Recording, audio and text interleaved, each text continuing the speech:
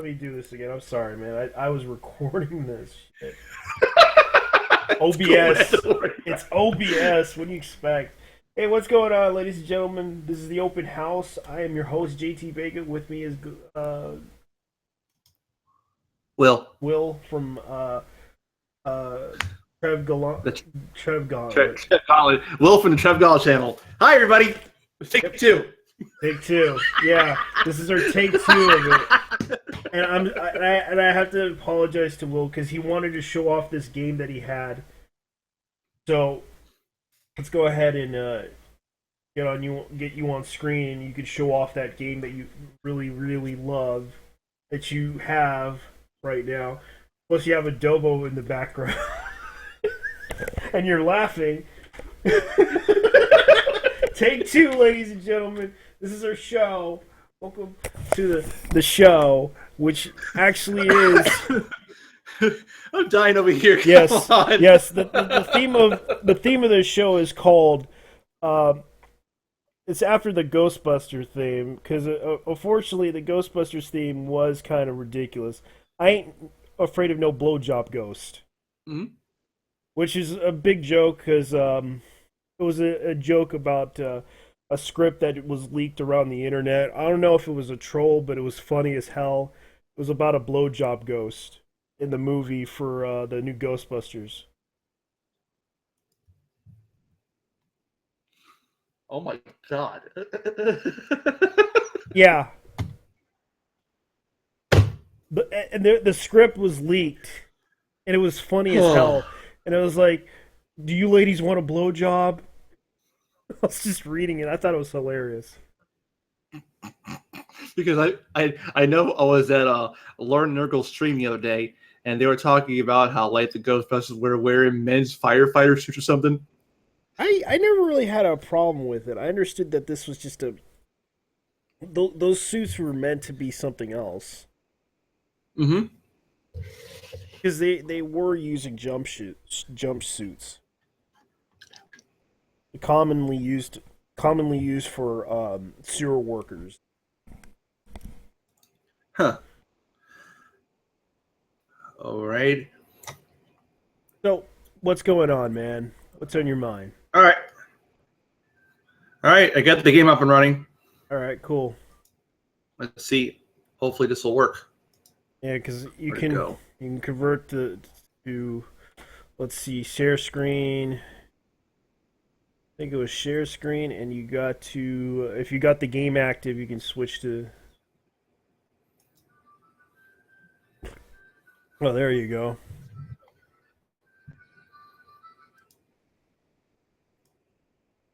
Yeah, there you go. It may be slow on my end because it tends to do that. Yeah, it has display issues on the regular window mode. So I'm gonna try to switch it to full screen. Let me know when you see it on full screen. All right. Go. Now I see it. But You see it? It's a little bit of a. It's not in full screen, but it definitely works. It's kind of cute. Hey, so this game is actually compatible with your PS4 and Xbox One controllers too. Oh, cool. Oh yeah, because I do have that. You have that software that makes it compatible. It's gonna be a little bit slow on the frame rate, but it definitely is. I could definitely see what you're doing here.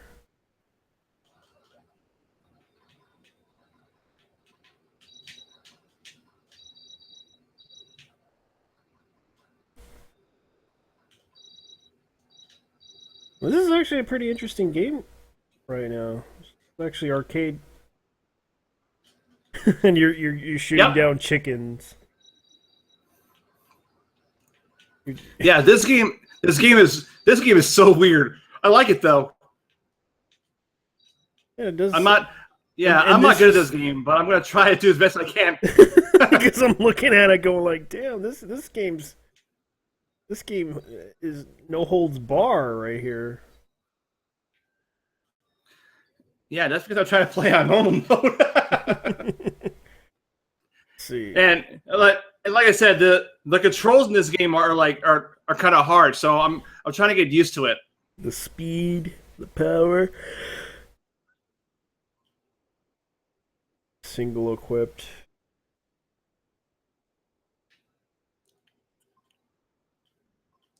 All right, time to do some damage. Yeah. Looks like you probably need to upgrade all this stuff. It's like, eh. And this is the boss fight. Mid boss. Mid boss.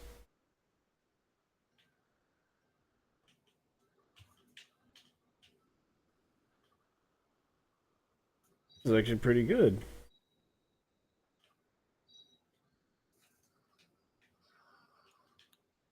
And yet this is a girl character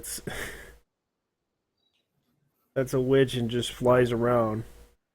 Yeah, that's right. She's a strong female character that's not sexually objectified. I know, and it's like they get upset over every. This is kind of cute though. This is like the cutesy 2 type of game that people would play.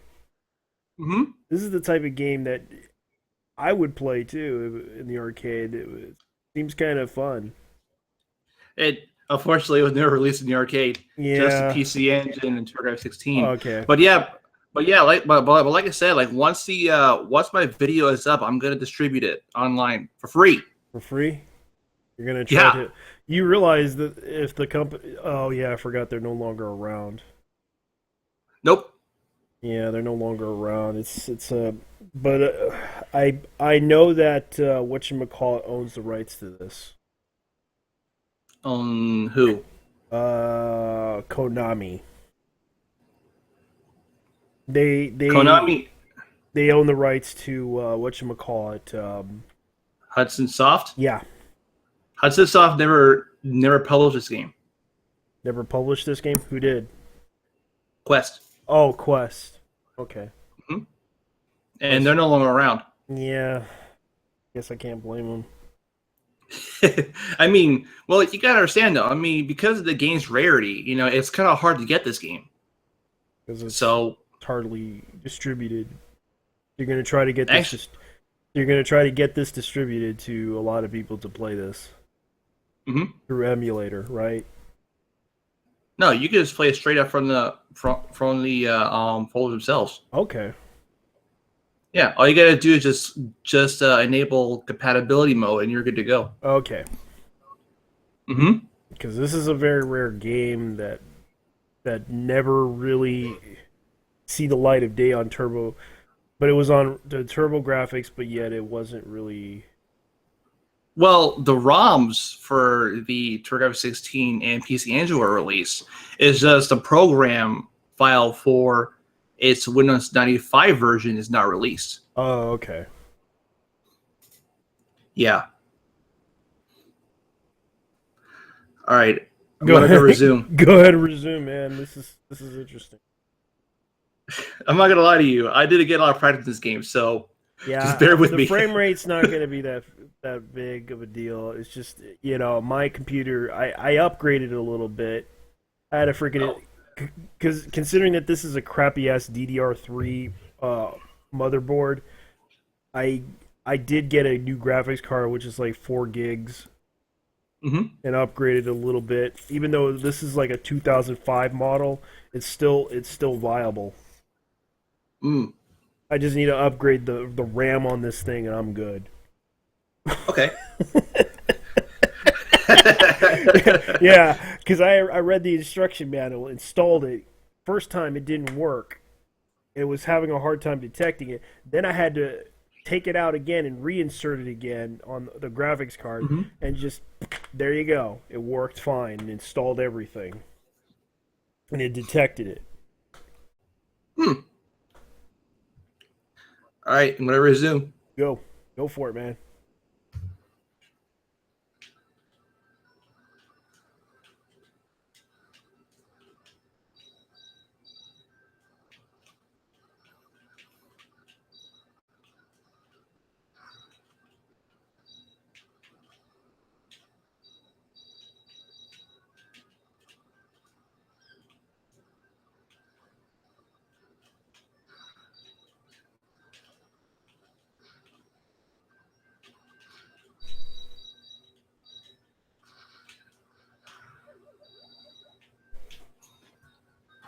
This would be this is kind of like a phone game if you look at it.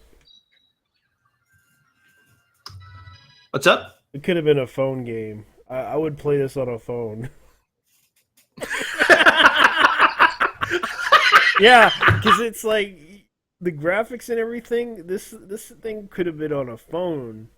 And played I on mean, actually, this was on the Game Boy version. oh really? This was on the Game Boy as well. Yeah, I have the review for it on my channel as well. That's good. Hmm. Like this thing Yeah, is by the someone. graphics. Go ahead. Yeah, someone from my Magical Chase Game Boy video pointed this game out to me. So figure at least give this username Jack Jack a thank you for pointing this out to me. So Yeah, this was on the Game Boy. yeah, and you're gonna find it hard to believe, but the Game Boy version is very faithful to this version. Hmm. Go ahead and continue, It's just man. it. Go ahead and continue. It's just it's just the music is not pleasing. I'll tell you that. Oh, Yeah. the music in this version actually is.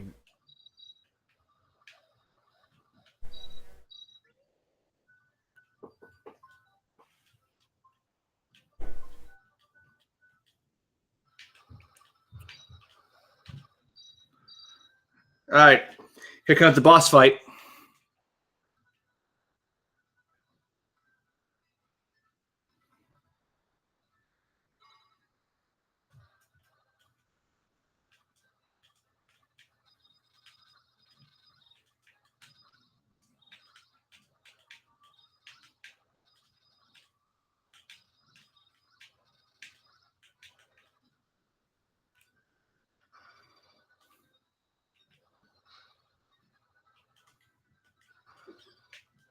Uh-oh.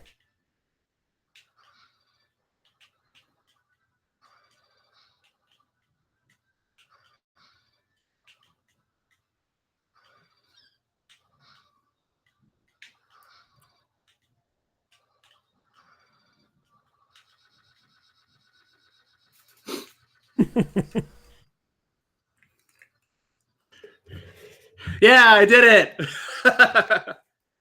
Yeah, and it looks like they're doing the Tetris theme blocks here. This level. Clear bonus.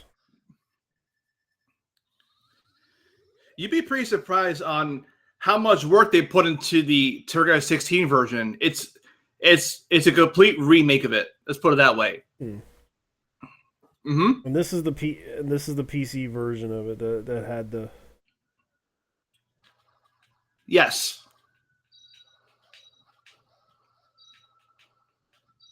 West would have found out about Steam back in the days. They would have made a lot of money with this game.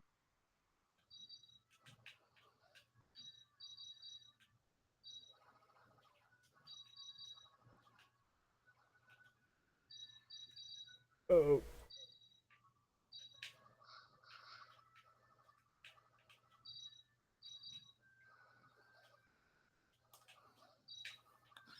Gimme. ooh. Cupcake. Yeah, and you can see that Pokemon was involved in this too. Yeah, you can tell by the little characters that you wonder if the artist was from the who did this was from did Pokemon. well, surprisingly enough, the artist responsible for this game was also responsible for making one of the Final Fantasy games. Oh, really? I forgot which one. I think Final Fantasy for Game Boy Advance. Oh crap! Come on. Uh oh. He's really He's really throwing those nuts at you. Yeah, pretty much. Yep, he's trying to nut you.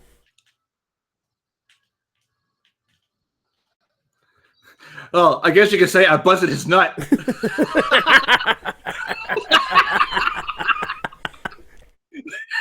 Oh man, this is hilarious. Yeah, we're sorry for the gameplay lag here, guys, but this is hilarious. Even though my stream, he's playing right now online, and he's enjoying himself playing Magical Chase. I believe that's the game that you are playing right now, right? Hey, did you at least let him know that this is the lost version of the game? Yeah, this is the lost version, which was on TurboGrafx 16. I have to admit, this is not bad. This is just making fun, making it, just making fun of this. It's hilarious. She's like sleeping, and the stars are just looking at her.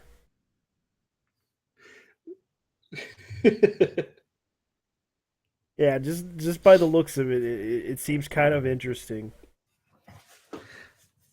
Oh, wait, I'd be like, since this is like the faithful version of the PC Engine version, you should check out stage 3 and 4. Holy shit, man! Like, I mean, like, because I remember like it's stage 3, right? You basically have like very little room to maneuver, and in stage 4, there's this boss. You have to get up all of his face just to shoot him. In your face. In your face. In your face. Yeah, continue playing, man. This is getting interesting. Like, okay, so he's hitting a bear, shooting down the bear. This is like this bear is like my favorite character. He just like I mean like how many characters can like explode to like mini how many characters can like explode to like their miniature version of themselves, you know? Yeah, you're trying to get all these. You're trying to buy all these little abilities and such and upgrades. Yeah, and over here you can right over here you can adjust the speed of the character, but you gotta pay for it first. Oh wow! I wonder Well, how many. it's got I wonder how well, many you got Japanese. I wonder how many Japanese would do this. come Upgrade on. the speed just to make it go fast enough, super fast, so they can beat the crap out of this game.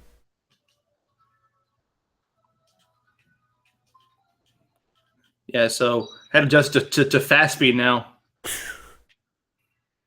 Like there's another game Like this. yeah, Cotton for Sega Genesis. Mm-hmm. Yeah, it looks like you're trying to have to kill the wood here. To kill a tree. Looks like he's a carrot.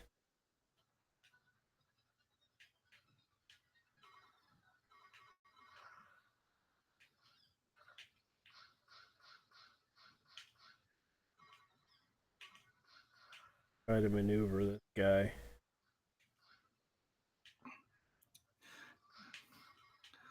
Now I see why.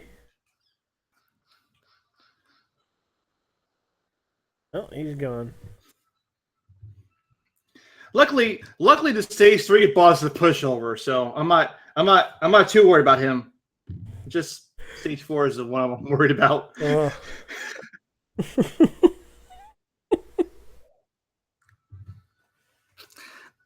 Kamikaze Dangun. Sounds like It's, comic suicide, whatever it's called. uh, Dangon. It sounds like an anime. Kamikaze Dangon. Yeah, I can imagine the Japanese doing a theme song to that. Because they always do. They always seem to make some nifty theme songs for shows. And if they make a TV show called Kamikaze Dangon, I would watch it.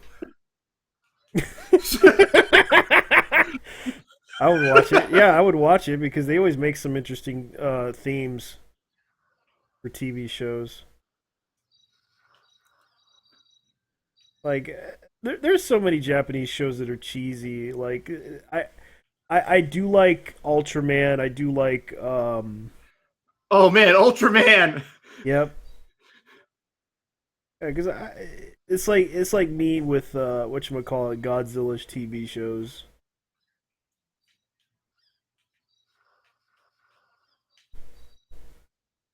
Like you can tell that they ripped this off from Super Mario Brothers.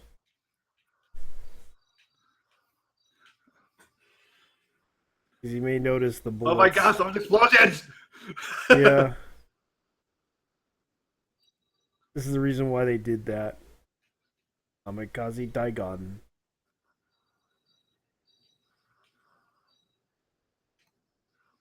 Kamikaze Daigon. Daigon. What's up? No, no, I was just thinking of the theme Kamikaze Daigon. How would the Japanese do it? Uh, um, I get no response to that. I'm sorry. Kamikaze Daigon. You're about to get hit here. If you can. Yeah, I am. The bullet right from my face. Yeah, you only got a few health bars left, so you better. Actually, that potion will refill my life once I hit 0. Okay. Yep. All right. Let's do this. Let's do this.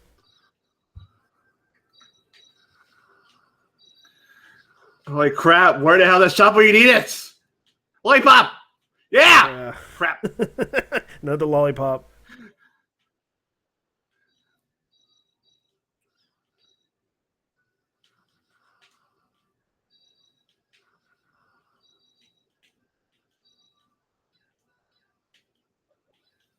Oh my goodness! Thank goodness they can shoot backwards.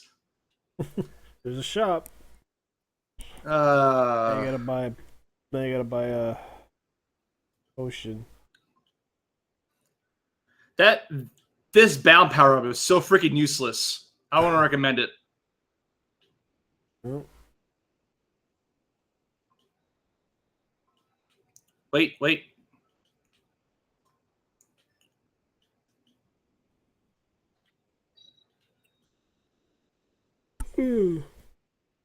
Boss time. Good. This boss is so weird. Check this out. Yeah, he's going through holes right now. Cuckoo.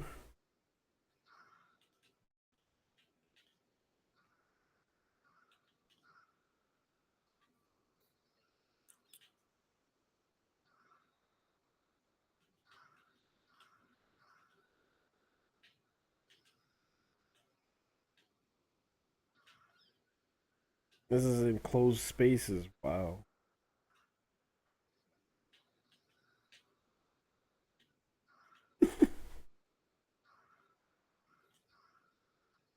Kamikaze Daigon. Dead. Killed it. Yes, you just cleared Kamikaze Daigon. Kamikaze Daigon. The TV show, which should have been a TV show, would have been it would have been clearer if the Japanese made that TV show, Kamikaze Daigon. Oh my god. Fat Metal. They got some really cheesy ass names. Fat Metal.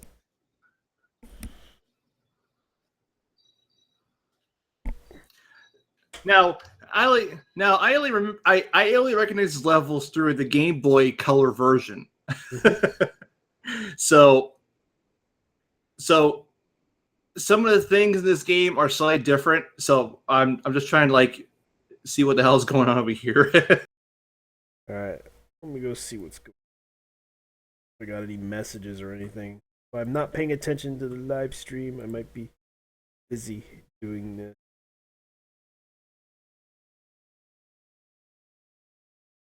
Uh-oh.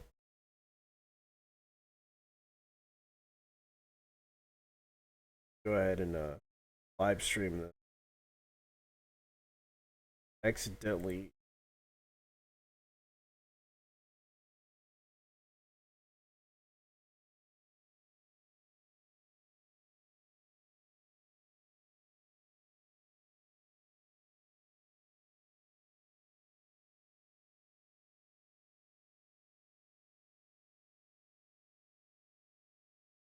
Hello? Yeah, I accidentally Put it on the black screen, man. I'm sorry. It's fine. Don't worry about it. Go ahead and continue. Go ahead and continue showing off that game that you were doing. All right. I'm just hoping this works.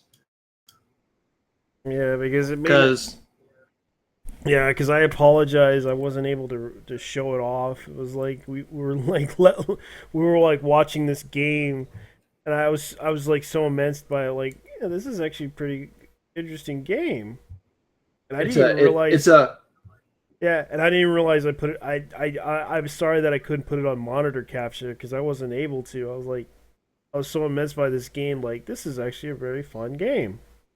dude. This is actually one of the best unknown shooters out there. It's a damn shame this game didn't get enough recognition as is. Yep. I mean, now here's the problem though.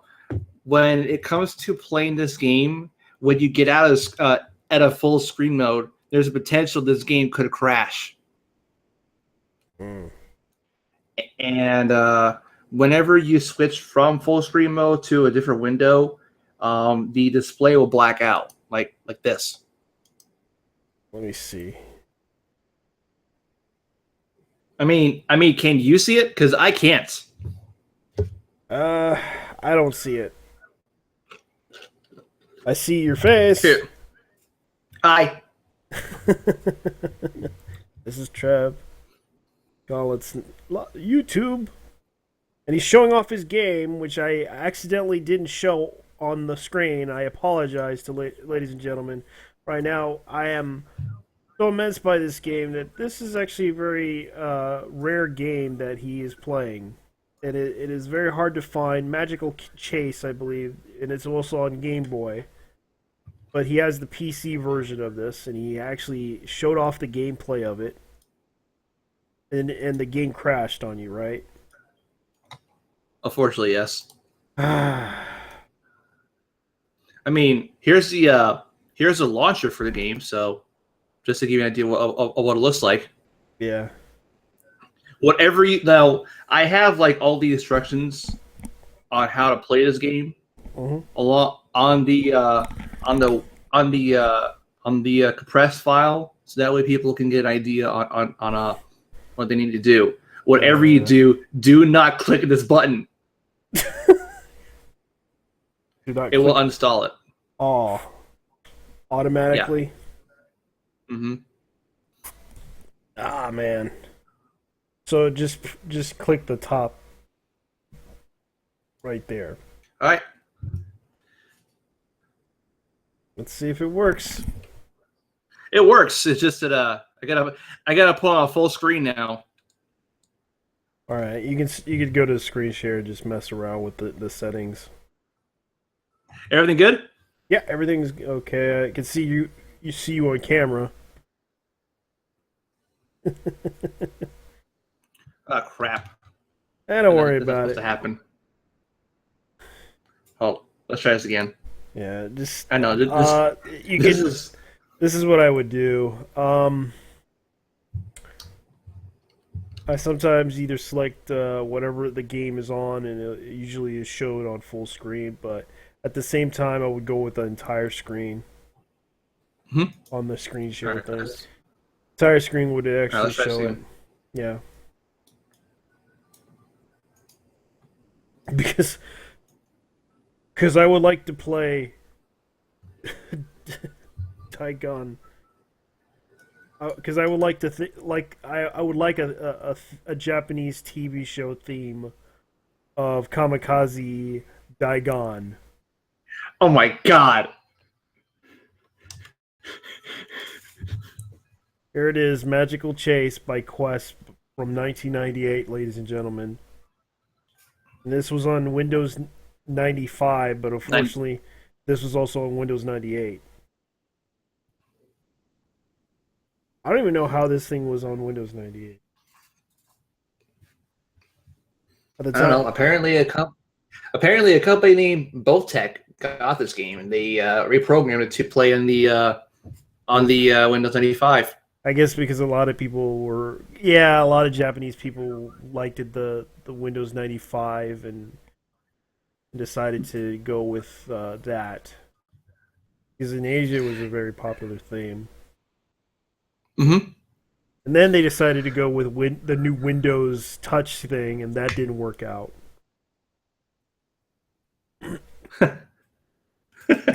I'm not kidding.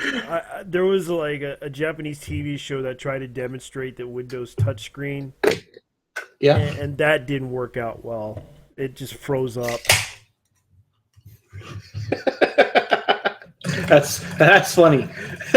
Yeah, they actually had a video of that. It was like they showed a Japanese TV show uh, demonstrating Windows 95, and of course Windows 95 just actually was like Windows. I think it was like Windows Vista or Windows 9. Vista. No, it was Windows 9 because they were trying 9. 9.0 or something like that, and they were trying to demonstrate. They were trying to demonstrate it on the TV that the touchscreen was very viable to mess around with. And what happened was when they touched the screen, it just didn't work. It just failed automatically, and that's how bad it was for Windows because Windows always had the audacity to screw up whenever they release new software. Wow, I actually didn't know that. Yeah, you might recall Windows 98 had an issue with compatibility issues with actually Windows 2000, Windows Windows. Let me see. It was Windows Vista that had a problem with Windows compatibility issues Mm-hmm. because it turned out they didn't have DOS on it. They had a new version of DOS.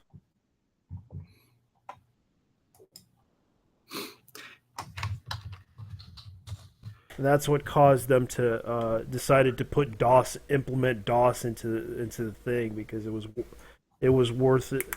They added a new version of DOS, which I believe that was something else. Hey, how's it going, man?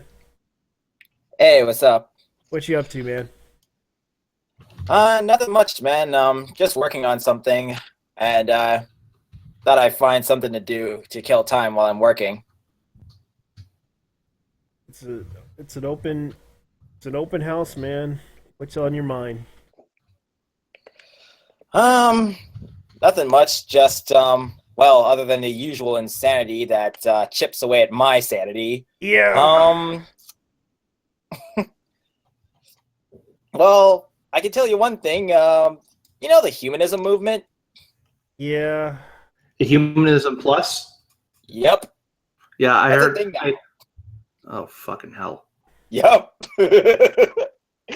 We're screwed. Yeah, they're trying to claim that they are for humanity's right to change the world. Oh my god! Basically, they think they're like the sole arbiters for human rights. That's like the only place where you can get it. Well, newsflash: there have been other movements before and after yours that are all about human rights. Yeah, and unfortunately, they're not doing a very good job of it. Oh no! I mean, the blatant hypocrisy is just—it's out there. There's videos of it, like literally all over the place. And why people aren't recognizing this, I will never know. I know there's a lot of issues. There's the UN scandals. No one bothers to talk against the UN about what they do wrong. But the thing about the UN is that they have so many unfinished missions. It's unbelievable. I've actually done a study on them, and basically they have done so many missions where they still have a ton of crap to do. Yet I don't know if they're ever gonna finish it. Perfect example of this was being the Haiti mission, if you guys remember that.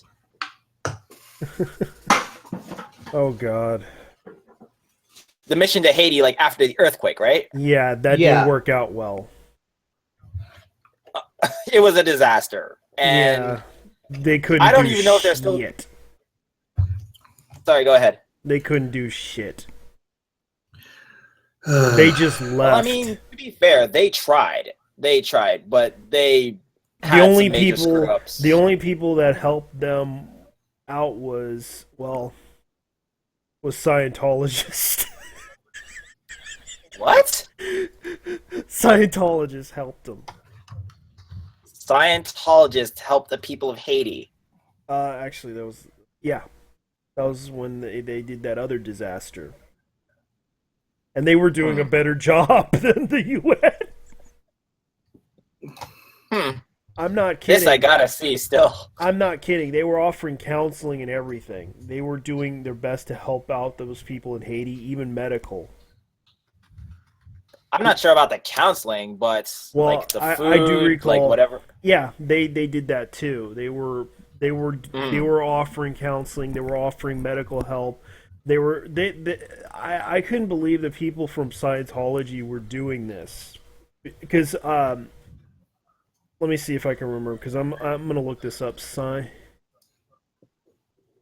Scientology helped Haiti.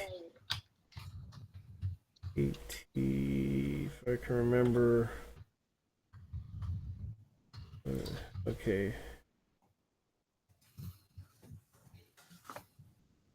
Yeah, Gawker it was back in 2010. Travolta flies to 2010? Scientologists. Yeah, they aided Haiti back in 2010. Did you put like a link in the chat or? I'll put it in the let me give you the Hold on.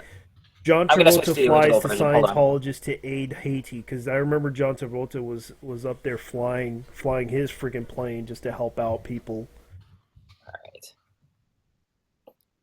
because he's a Scientologist, and I was surprised that they were there to help people in Haiti because they were doing because they were U.S. based because they were helping out in the disaster relief thing, and they were doing a better job of helping people. And I was surprised that people didn't. Man, that is surprising. Yeah, but why? Like, I have no idea why. Like, some like a movement like humanism, which is supposed to be, the movement for all egalitarians, yeah. would succumb to the social justice movement. It's kind of difficult to understand that because for some reason we see a lot of these people not doing a good job of it. They're basically going after people for little stupid shit. Like, not like, what do you mean? Not doing a good job of what exactly? Accusing people of a lot of different things like they're being sexist, they're being misogynist, they're being hypocritical, such and such. Yeah. Those are the type of issues that can't be helped, but unfortunately they try their best to help as best they can by talking about it. But I mean, even if they were to try to like talk about it, they're not even doing so in such a way where it's constructive. They're doing it in such a way where they just literally throw out sexism and like all sorts of bigotry everywhere without even using it properly. And you know what they should have done? They should have just told people, look, this is the issue that we're basically doing. Like, this is the issue that I give a shit about. This is the issue that I care about, and talk about the issue. That's if they even want to have a conversation. Yeah, and most of the time they just want conformity. Yeah, and that's the problem. I don't really care about because a lot of people talk about culture, and a lot of people talk about the gender role issue, and it's like you can't really blame women for choosing their own role that they want to choose. You can't force them to go into a field that they're not used to. But I mean, wouldn't that go the same way for like pretty much anyone? Yeah. I mean, if you don't want to like play like a certain role, like you don't have to. You don't have to. You don't have to play the role of the leader. You don't have to play the role of the police officer. because I know that a lot of black people don't want to be, the stereotypical, they want to do their own thing. They want to be business people. They want to do their own business. They want to sell and trade, that type of thing. And I understand a lot of them want to find an easy way to make money, but sometimes there's no easy way. You have to either work hard or you don't. Yeah. Sometimes a lot of them pursue the entertainment business. A lot of them do. And I understand a lot of them can succeed in that business, or they go into other fields of business that they can get into, like real estate, production, let's see, even owning their own business. They could probably have a chance to succeed in those businesses. Mm-hmm. Because I known a lot of I'd known a girl that was African American, and she owned her own little store, which is basically she runs herself, and she actually made a lot of money on that store doing what she does. And what the hell? What's up? What's wrong? Have you guys ever heard of a guy named David Wildgoose? David Goose? Wildgoose. Wild Goose. Nope, never heard of him. I don't know, because this guy over here said this. Game critics don't need to get good at playing games. Oh, I remember this. I just pass it off as complete utter bullshit. Just be like, stop. Please just stop. Just sit in a corner and just stay there before you hurt yourself. Now I'm going to tell you this, from experience, right? You have to review the game on all difficulties, just so you can point out the differences between each and every single one of them, and see what you can unlock. Yeah, well, there's also the fact it may not always necessarily be the case. I mean, yes, if there are differences like between the difficulties, like if there's anything like significant, like say for example, DMC, where there was like certain gimmicks to like the difficulties, then yeah, you might want to check those out. But if it's just nothing more than like difficulty spikes, there's not really much to say. But I mean, of course, you have to have at least some skill when it comes to playing the game you're playing in order to properly review it. I swear to God, people. I mean, like whoever bitches about getting good just needs to fuck up. I mean, like people have been indirectly using this term for a long time. How do you think you get better at games? You get good. Yeah. Is that simple? It takes a while for them to get better at a game, and I know that a lot of them. It took me a while to get better at games because I sucked at certain games and I really wasn't that good. And then I started to learn and started to play, and I got better. Mm-hmm. Yeah. I mean, most of us, like in our younger years, like when we first started out, like I guess we could mostly like all say the same thing. I mean, I remember when I was younger, used to play like Diddy Kong Racing, and it was frustrating just to get it right. And then like my grandmother, like who would hear me all the way downstairs when I'm frustrated, is like, just keep trying, try again. And eventually, yeah, I got it. Yeah. Yeah, and this is what's going on right now. A lot of people are going at it in a different direction and trying to change it into a different direction. And lately, I can understand people want to, challenge games, but you can't always get what you want out of the challenge when either you just give up or try to look up strategies for it. That's how I did it, or just cheat, which most people do. There's no shame in cheating because it helps you figure out what to do in the game. Speaking of cheats, do you remember when there used to be like cheat codes and stuff that you could use? Yeah. Mm-hmm. And all the crazy stuff that came with them? Oh Oh man, those are real good times. Yep, those were really good times. Invincibility, unlimited ammo, super high jumping, like massive heads. Oh yeah. Oh Yeah, and man. I'm pretty good with NBA Jam.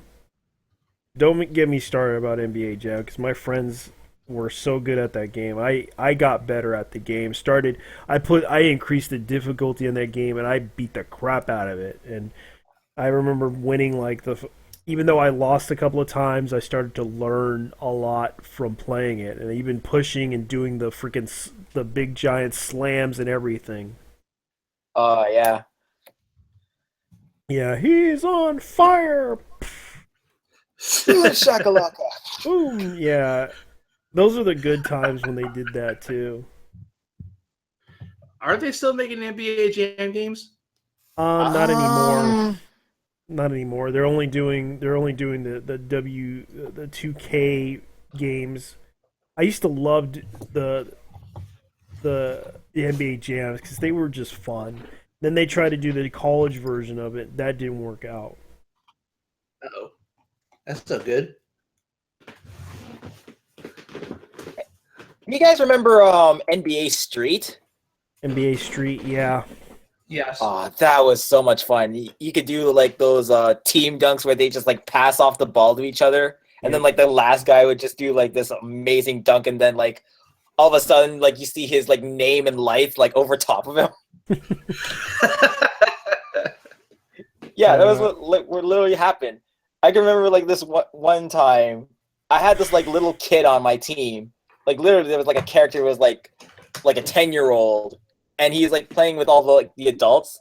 And then like I did the super dunk, and the kid was like the last one to dunk the ball, and so his name was just like in big headlights, like while he's just like dancing around like after the dunk. So I'm like, wait a minute.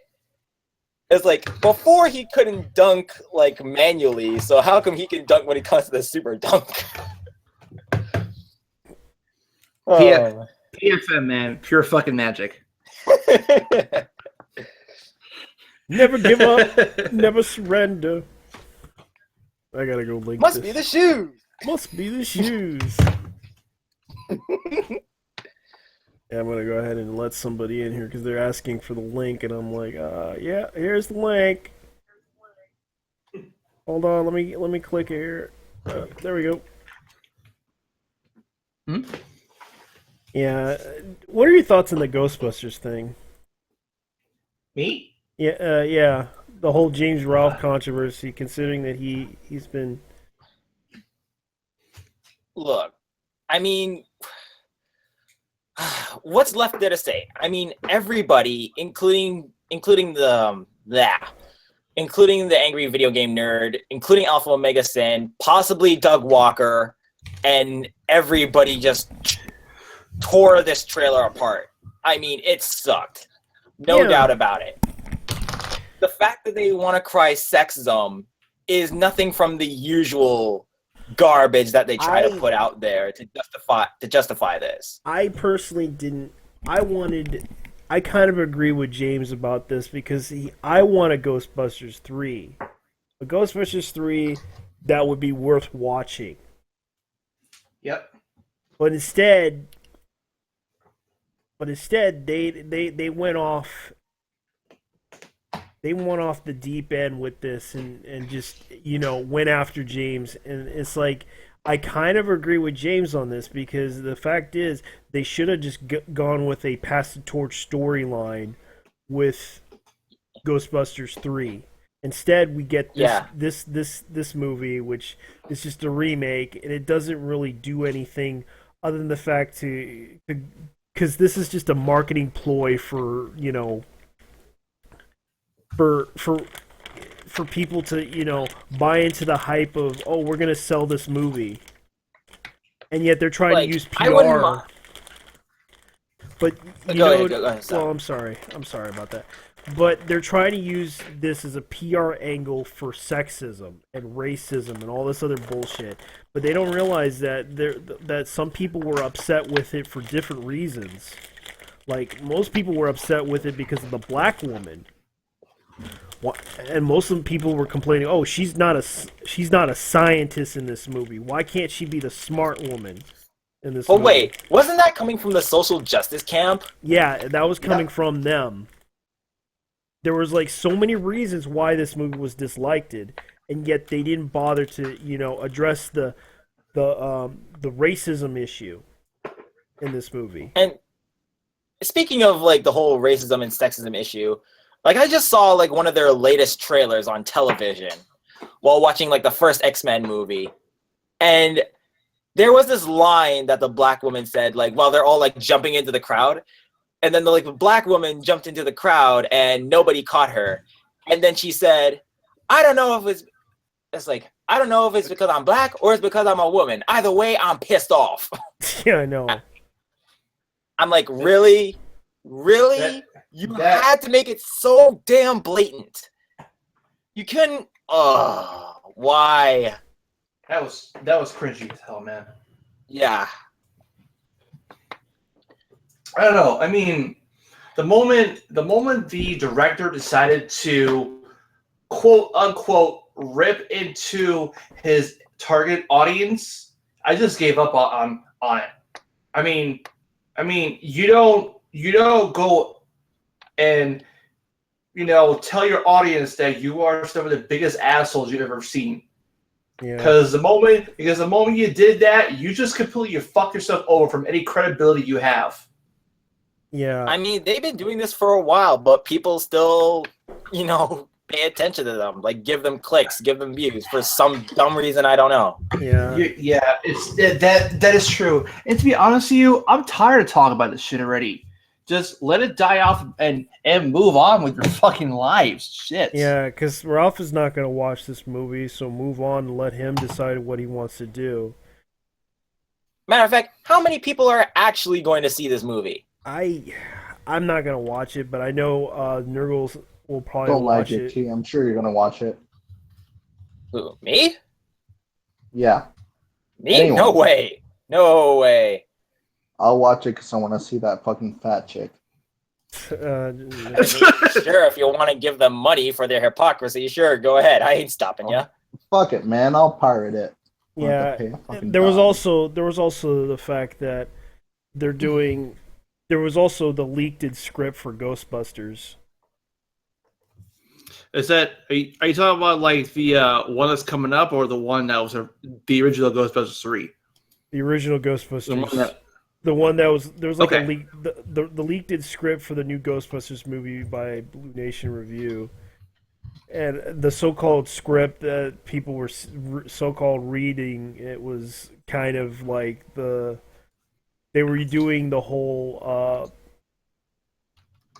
It was kind of funny. Someone actually did it was like a script for Ghostbusters, and according to them, it was they introduced a new ghost called the Blowjob Ghost. Wait, what? What? I don't believe this for a second. Is that true? Really? It's probably a joke, but someone. Okay, this is what it said. This is what. Oh, this, well, I mean, this is the wait. script that I read, Okay. and it was screenshotted. Christy Wig, did anyone see the most recent episode of Mindy Project? And Melissa McCarthy said, I did. I love it, even though she is smug. Leslie Jones says, let's watch it now. The next 22 minutes are just straight up an episode of the Mindy Project. Cool. Blowjob Ghost enters. And of course, Blowjob Okay. Ghost says, would anyone like a blowjob? Oh, you're ladies.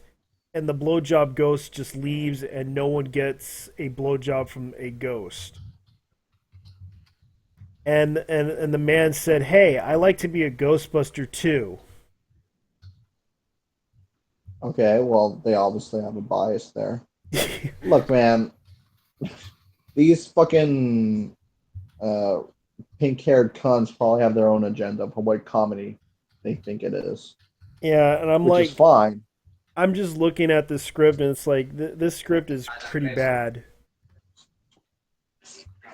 By the way, like, did you see like Total Biscuit on like what he said about the whole thing? What did he say? Well, I have the quote right here, actually. Yeah, go ahead. Um, Go ahead and read it out. Matter of fact, you mind if I broadcast it? Yeah, go ahead. Broadcast the whole thing. All right, perfect. Wait, whoops. There we go. Okay. If you are upset that somebody is electing not to see a movie that they didn't enjoy the trailer of, you might want to rethink your life a little bit. How privileged someone must be if they can spend all day worrying about such little things. If you have the gall to call James sexist for not wanting to see a shitty reboot, then take my advice. Go fuck yourself. That is the one and only answer to these people. Go fuck yourself. Don't bother trying to reason with the unreasonable. You can't reason someone out of a position they didn't reason themselves into. Don't bother trying to defend yourself. The burden of proof is on the accuser. Don't bother arguing. Don't bother putting together videos painstakingly pointing out why you don't like it. It's a fucking dumb movie. It doesn't matter. None of this matters. The people defending it on the basis of sexism are either shills or crazy. Do you want to waste your time on this planet arguing with people like that? No, of course you don't. Get on with your life. Do something else. It's about time everyone stopped indulging maniacs with even a second of their time. All they want is attention. Hell, I feel bad even writing this. Crazies can go fuck themselves. Let them rant. Who cares? Ultimately, the only thing that matters is tickets sold. Exercise your right as the customer. Don't buy tickets to see shitty movies. Or if you maybe like to see it, then go for it. That's all it comes down to. Nothing more, nothing less. You know what would be a better use of your time? Watching the originals again. Yep. Well, I think he said something else too, but I'm trying to see what it is. I'll bring it up if I find it. Okay. Sony executive discusses the possible legally twisting Murray's arm into appearing in the film. Bill Murray does not want to go into this film, according to WikiLeaks. So basically, Bill Murray said, fuck you. Wow, really? Pretty much. He doesn't like this idea of this film. He does not want to play in this film. Well, not surprising. Yeah, because here's the thing. Sony, let's see here. Leaked in emails, Paul Feig is putting Ghost Aliens in his Ghostbusters reboot, and the studio considered suing Bill Murray. And this was like a year ago. Wow. Just wow. Yeah.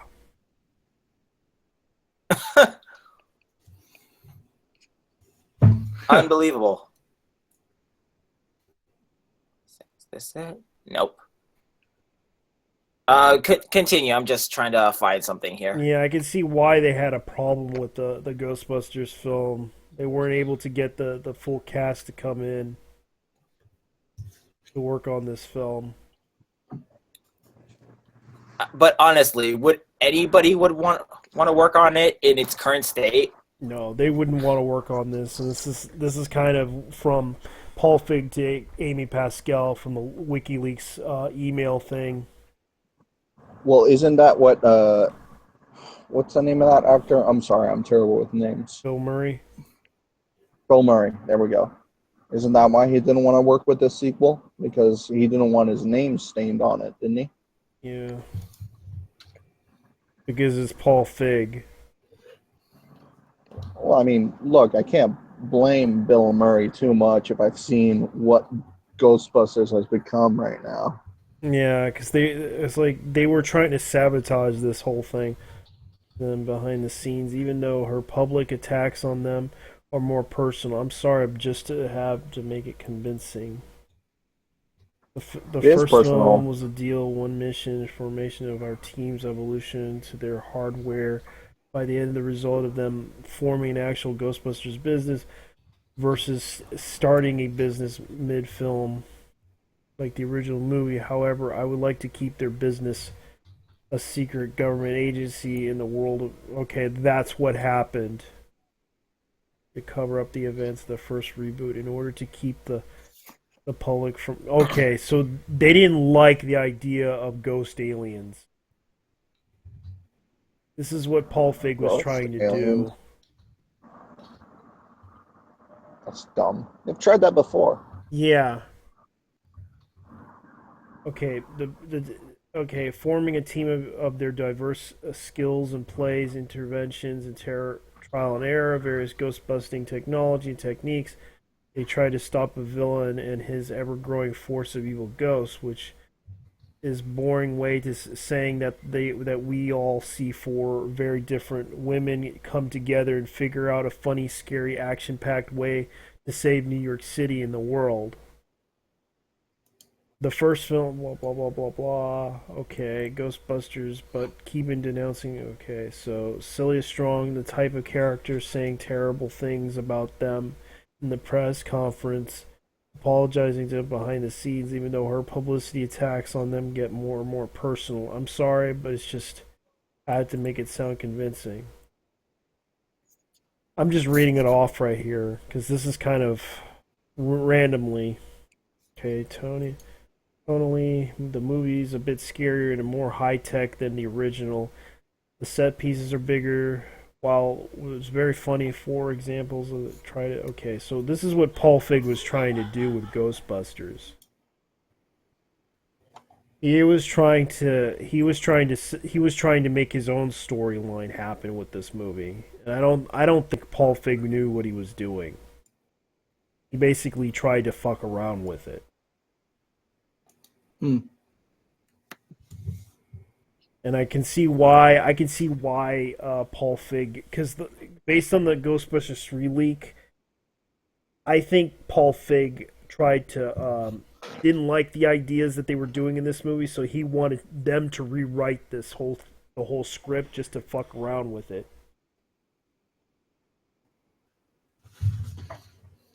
Oh snap! Here.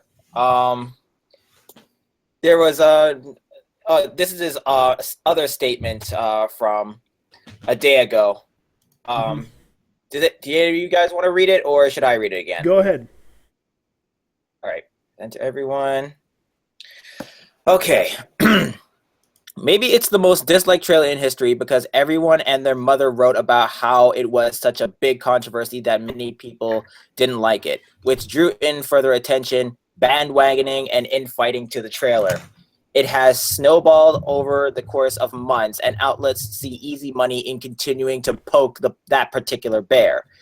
Maybe it's because you're posting videos like this that the trailer continues to get people jumping on it. You ask if people put out the same trailer with Channing Tatum, etc., would it get as many dislikes? If they were spouting the same awful jokes, the same racial stereotypes, the same haunted mansion level CGI, the same abject disregard for any connection to the original, maybe it would. But hey, let me ask you this: Can you so easily explain away the dislikes of the new Call of Duty trailer, the second most disliked video in YouTube history? Must have been their all-female cast. Oh, wait, no. It didn't have that. People bandwagon. It's what they do. Call of Duty's trailer became a bandwagon. So did Ghostbusters. And it was egged on by the media. Where was the hate over Spy or Fury Road? Hell, why do we venerate Alien as one of, if not the best sci-fi horror of all time when it's got a female lead? To claim that sexism is such a big part of the dislike of this video is to ignore how many films in the same genre have been adored by a nerd culture, which, at least according to hack journalists online, which is an understatement, but sure, is now the biggest hive of sexism, scum, and villainy this side of the known galaxy. Why are people more riled up over Ghostbusters than they are over the Point Break remake? Do they even have an answer to that question? One is one of the most venerated sci-fi comedy franchises of all time, and the other one is Point Break. Nobody cares about Point Break. Hey, you should go see it and form your own opinion. Why should consumers be asked to hand over money to see something that they don't think is going to be very good, based on the footage from the studios themselves that the studio themselves put out?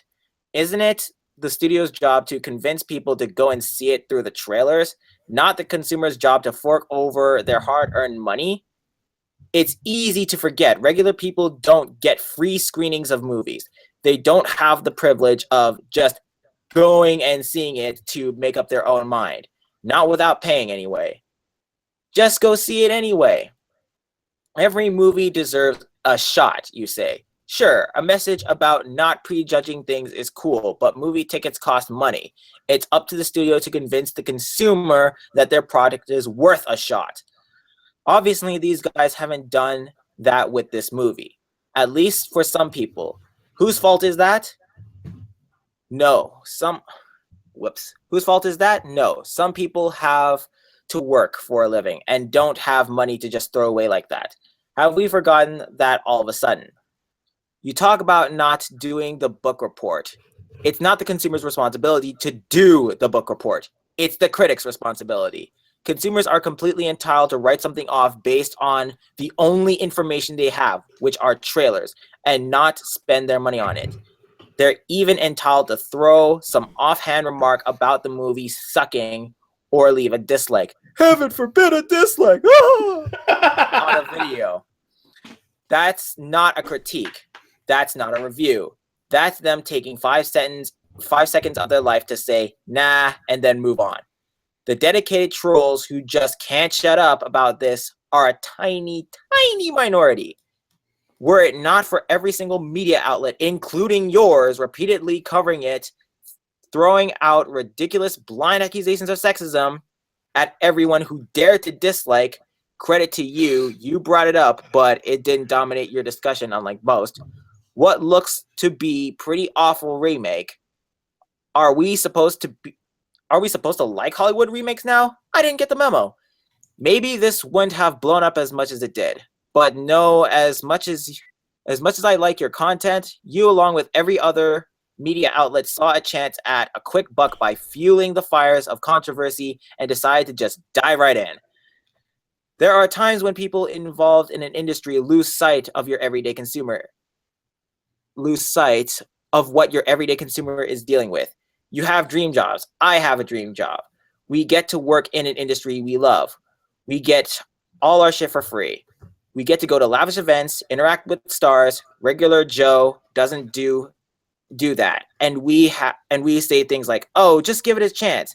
His response is just going to be, "Dude, what world do you live in where movie tickets are free?" Well, we do live in a world where tickets are free, but everyone else doesn't.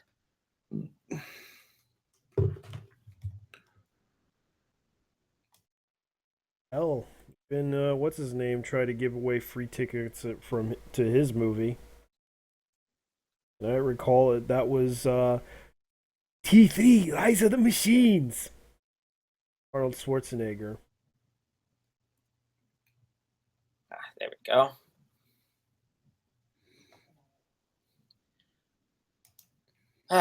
But I don't know. I mean, in a nutshell, just to sum up what he said, I mean, for the consumer, just speak with your wallet. Like, if you don't like it, don't see it. Don't spend your money on this movie. I don't really want to watch this film because one, it's not for me. It's nothing personal against the actresses. I'm sure they're pretty talented actresses, but the problem is that I want a Ghostbusters 3 film. A Ghostbusters 3 film with the original cast. Even though Harold Ramis is not around, I want them to come back and actually, maybe make a pass the torch story. Because even though what's his name is not around, they can still work on it and make it happen. Yeah. Mm-hmm. I mean, I agree with the pass the torch story. I wouldn't mind an all-female cast, so long as they just did it right. And if they actually, pass the torch down to, those characters, and actually make, the film better, then, yeah, it would probably be worth seeing.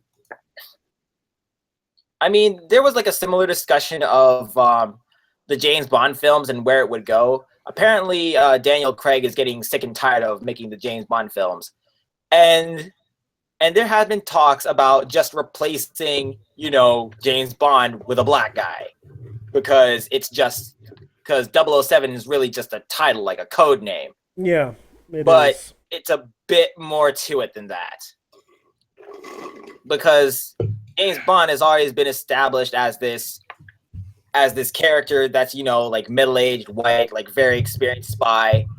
If you just change the character to a black guy, then wouldn't really make much sense. I can understand it if, again, old James Bond dies, he passes the torch, and then the new 007 comes around, whoever he is. Like, it would make more sense than just replace it with a black guy. Well, they could. Because reasons. Well, they wanted to do this with Doctor Who as well, from what I recall. Oh, really? Yeah, this was like a long while back.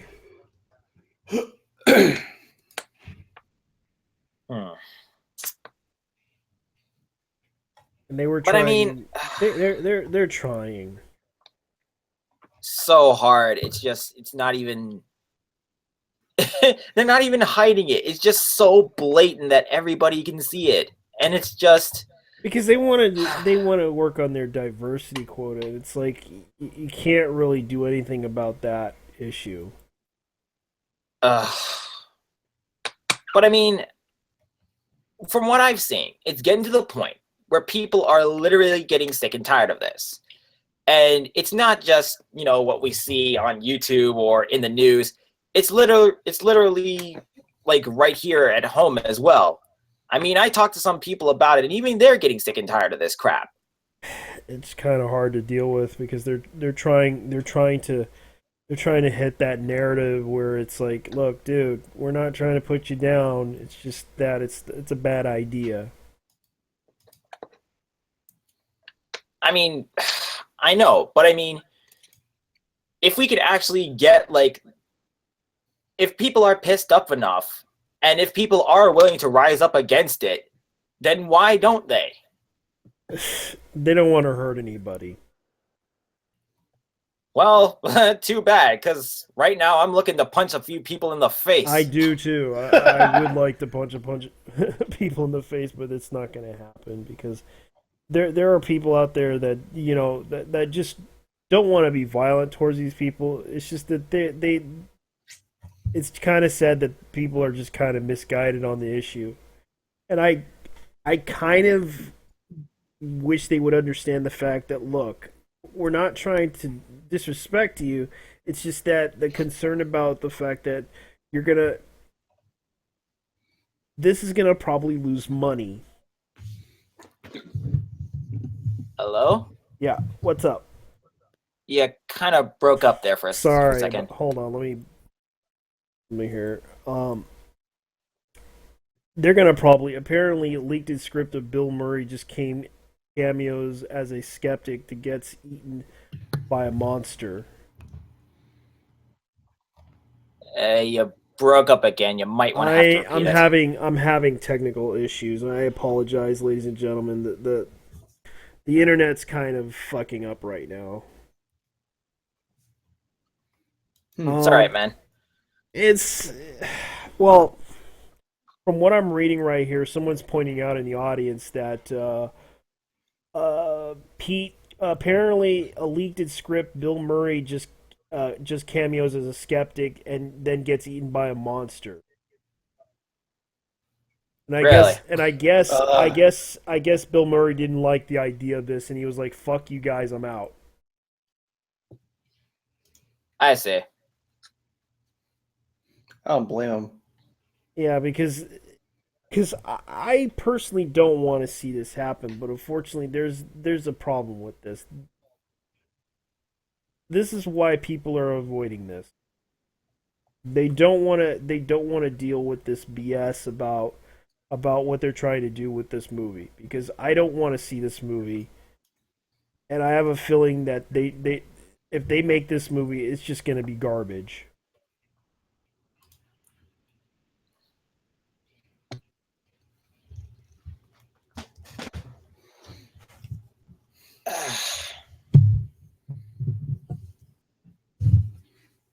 I don't know, man. I don't know how long this this virtual signaling, agenda pushing, hypocrisy, double standard bullshit is going to last before Well, people realize well, they're going to have here's to do something about it. here's the problem. They're not. They're pretty much afraid if someone stands up to them. And the sad part is Well, that if people are going to look down on them and say that they're being wrong about this, look, they don't want to be wrong. If you show that they're true, being but wrong, they'll eventually back off. yeah. But I mean, people have that's happened before, and people had to fight to prove that they're right. Even if everybody is against you, and you know you're right, you you have to stick to your guns.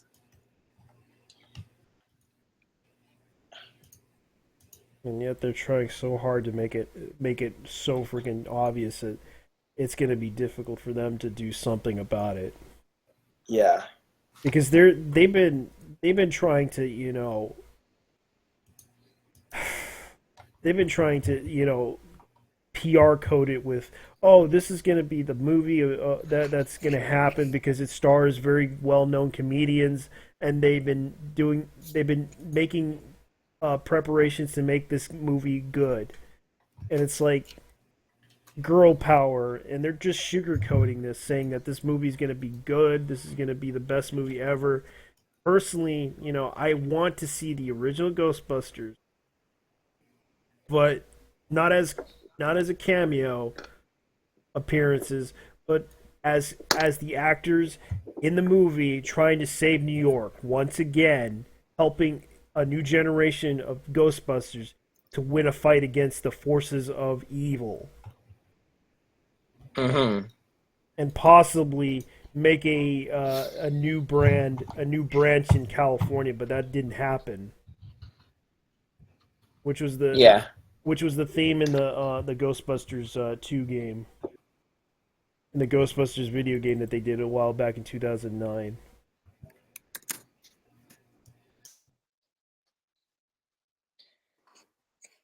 Um. So, other than that, what else has been happening lately? Well, let's see. A lot of things are going on, like Karl Marx thing. Like, let's see. Video game wise, there's nothing big right now. It's just Doom and a bunch of TV shows. Well, Doom, from what I saw, is looking amazing. Like it's just Doom. Well, it's not just Doom, it's brutal Doom. It's Doom in all its glory, where pretty much you're just shooting and ripping apart demons, and it's just they cut pretty much all the unnecessary stuff. I mean, there's some story elements to it, but it's just here. You're the Doom guy. Here's a whole bunch of weapons. Go nuts. Did you see the new hashtag that was popping up called Babes for Trump? Babes for Trump. Yeah, Babes for Trump. I think I've heard of something like that. And if it's actually a thing, that's actually pretty funny. Babes for Trump was the thing that they're trying to do. Babes for Trump. Hold on a sec. Let me see this. Okay. Hold on a second. Do. Gotta do this again. Hashtag babes for Trump. You said it was a hashtag, right? Hello? Vega? Uh-oh. Seem to be having some technical difficulties. Yeah, sorry about that. Okay, he's here. Never mind. You said it was a hashtag, right? Yeah, it was a hashtag Babes for Trump. Okay, let's see what it is. There's a profile for it. Yeah, there's a profile. There it is. And these chicks are showing off their assets. Like this. I'm not kidding. Let me go ahead and show it to the public what Babes for Trump is. Like I'm already presenting. Hashtag B for Trump. Let me see. Babes for Trump. Like I'm not joking. They made this hashtag as a joke. Oh yeah, it's an actual thing. There's YouTube videos, pictures, everything. Yep. What is this? Those are the baggiest jeans I have ever seen. Yeah, Babes for Trump. It's so ridiculous. Like there's no holding back here. As you can see right now, there's a lot of chicks, Gators think the big government sucks, vote for Trump. And this is a reference to Florida. There's chicks like popping up, taking selfies of themselves, having the like "Make America Great Again" hats. Yeah. There's T-shirts, the hats. Even this chick right here with the whoa. Yep. With the wet T-shirt. You saw that, right? Yeah, with the wet T-shirt. Yeah, there's like several chicks, showing off their selfies. Like this is like so few. But at the same time, there's like Elijah Banks endorses Donald Trump, claims Hillary Clinton talks to black people as if they were pets. Yeah, there's chicks are just like posing right here. Let me see. There's this one video from a chick. Let's see.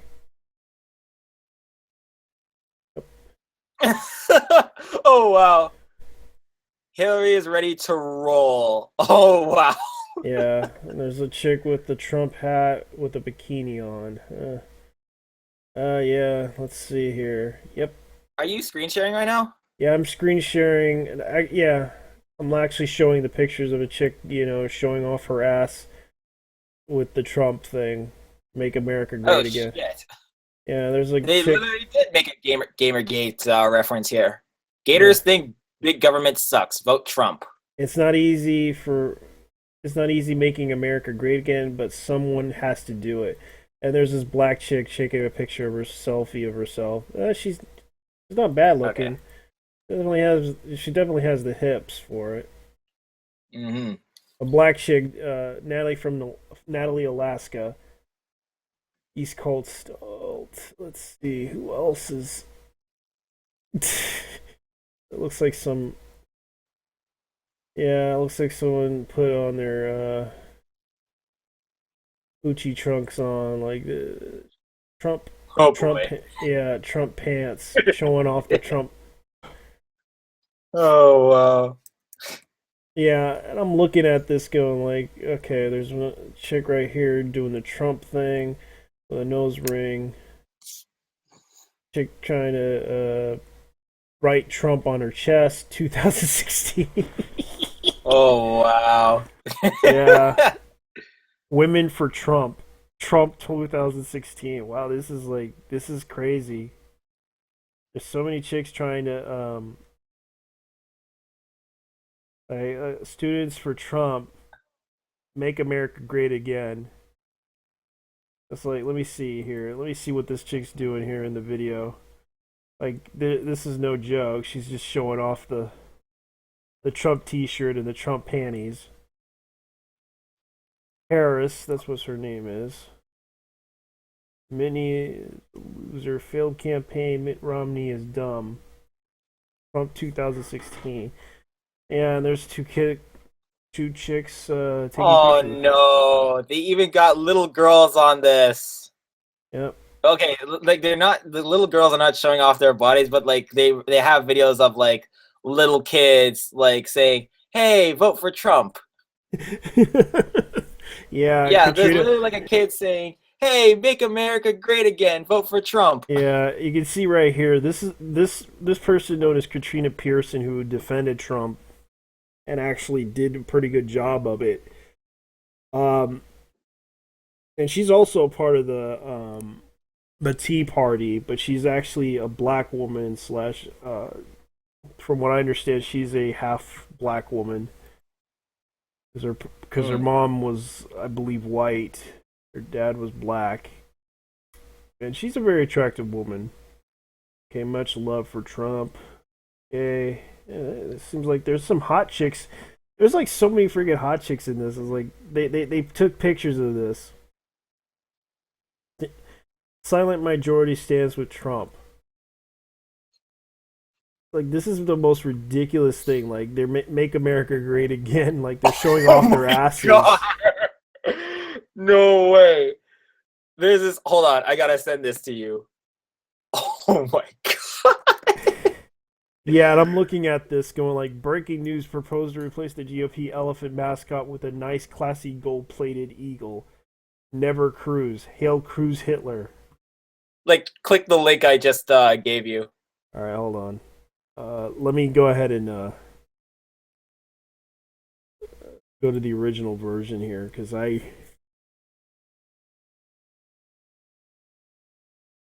now I'm back. Sorry about that. I got the old version. Go ahead and link it again. Okay, there we go.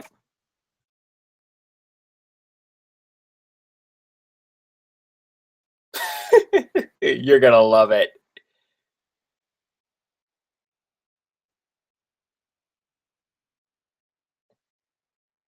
Here. Oh my god. They're really shit posting this shit on like babes for Trump, man.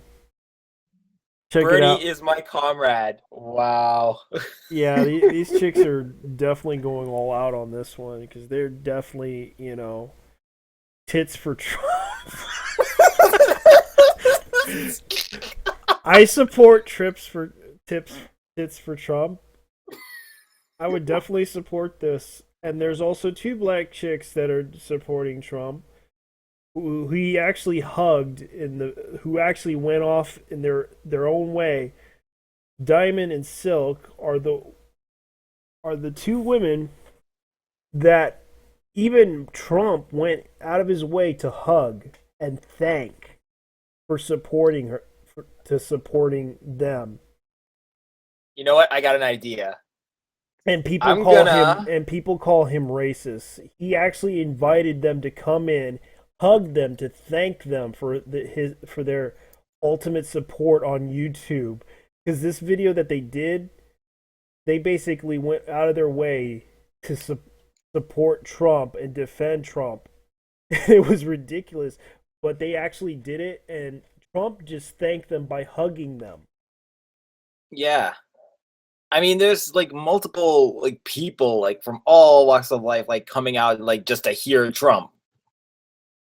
And it's not just, like whether like black or white, like it's everybody. I mean, keep in mind, this is a political campaign for the next president. Yep. And you're going to have people from all walks of life voting for whatever candidate they want. No. And I can't stop these people from voting for whoever they want because this is America, people. Of course, you're gonna have people who are gonna vote for whoever they want, even if they're idiots. They'll vote for whoever they believe can be the leader of the country. Mm-hmm. And I'm not saying that it's a good or bad thing, but sometimes a lot of people are getting tired of the BS that is happening in America, and they want it to change. They want things to be good. And of course, a lot of people believe that Bernie's going to change America. A lot of people believe that Hillary's going to change America. A lot of people believe that Trump is going to change America. And they hope it would start by the one thing that is always good, that is to vote. And people should vote whoever they want to. I don't care if you want to vote for Bernie. I don't care if you vote for Hillary. I don't care if you vote for Trump. But You guys need to leave people alone and let them decide who they want to vote for. Yeah, Otherwise, they're going to vote for the opposite. right. But here's my way of thinking about this. Like, and I'm gonna explain my reasoning. Like, you should only vote for somebody if you honestly think they're worthy of leading the country. If you don't think any of the candidates are worthy of leading the country, then don't bother voting because it's gonna be wasted. Like, the reason why I explain this, because like I talked to somebody like about like, like why people vote and whatnot, and basically there's kind of like an identity to the political parties. For example, like say people, how people say I'm Republican or I'm a Democrat or I'm liberal or I'm conservative, things like that, right? Yeah. When really they should be paying attention to what each candidate is saying, like what their policies are, and making the best choice based on that. They shouldn't be, like constantly voting for somebody because they're Republican or Democrat or liberal, conservative, whatever party they belong to, and they feel like that's the party they belong to. No, that's not what it's supposed to be about. And I think people really like they need to learn that like these parties are not an identity. You're not a part of these parties. These are just people looking to get votes out of you, and you need to make sure that the person you're voting into power is going to be worthy of leading the country. Yeah. And I say this because I don't need to remind you guys of this, but Canada just voted an anti-gamer, Justin Trudeau, into power. So all of you in America, I urge you, don't make the same mistake we did. That's all I'm going to say. And he's also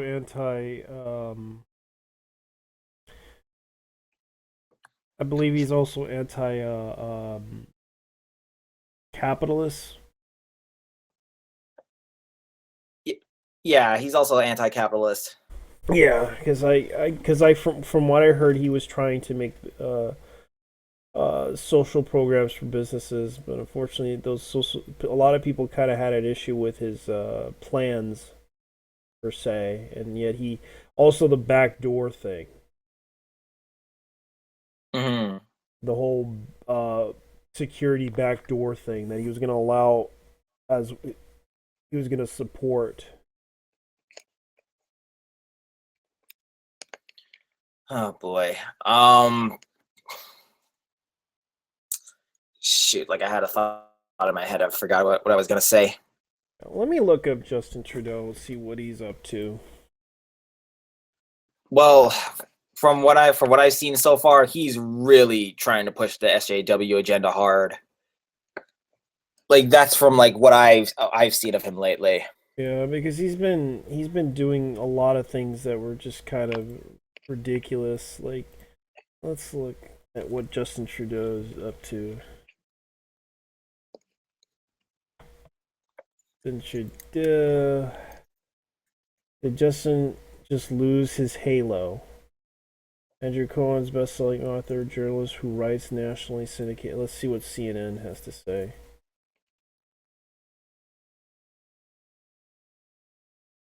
'43 leader of Canada Liberal Party, the country's new prime minister.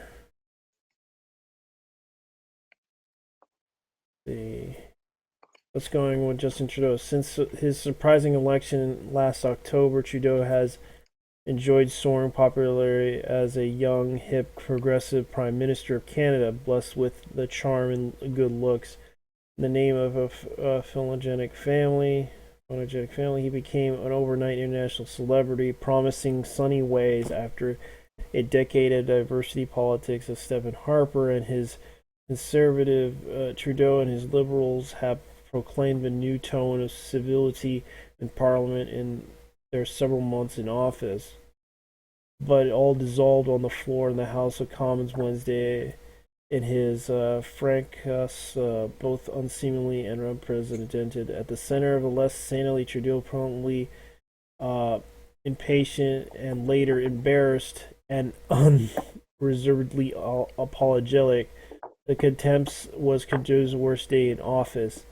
It raises the question about his maturity, and given his critics, who have always attacked his youth and inexperience, reason to argue he does not have the intellect or the temperament for the job. And they are wrong. They are wrong. He does.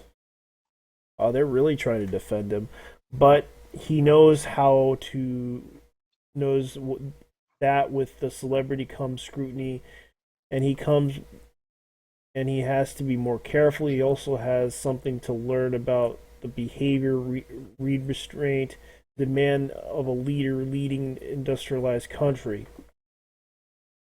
He certainly did not look prime ministerial as the lawmakers were waiting for the vote on the right to die legislation. The government was trying to accelerate the limited debate.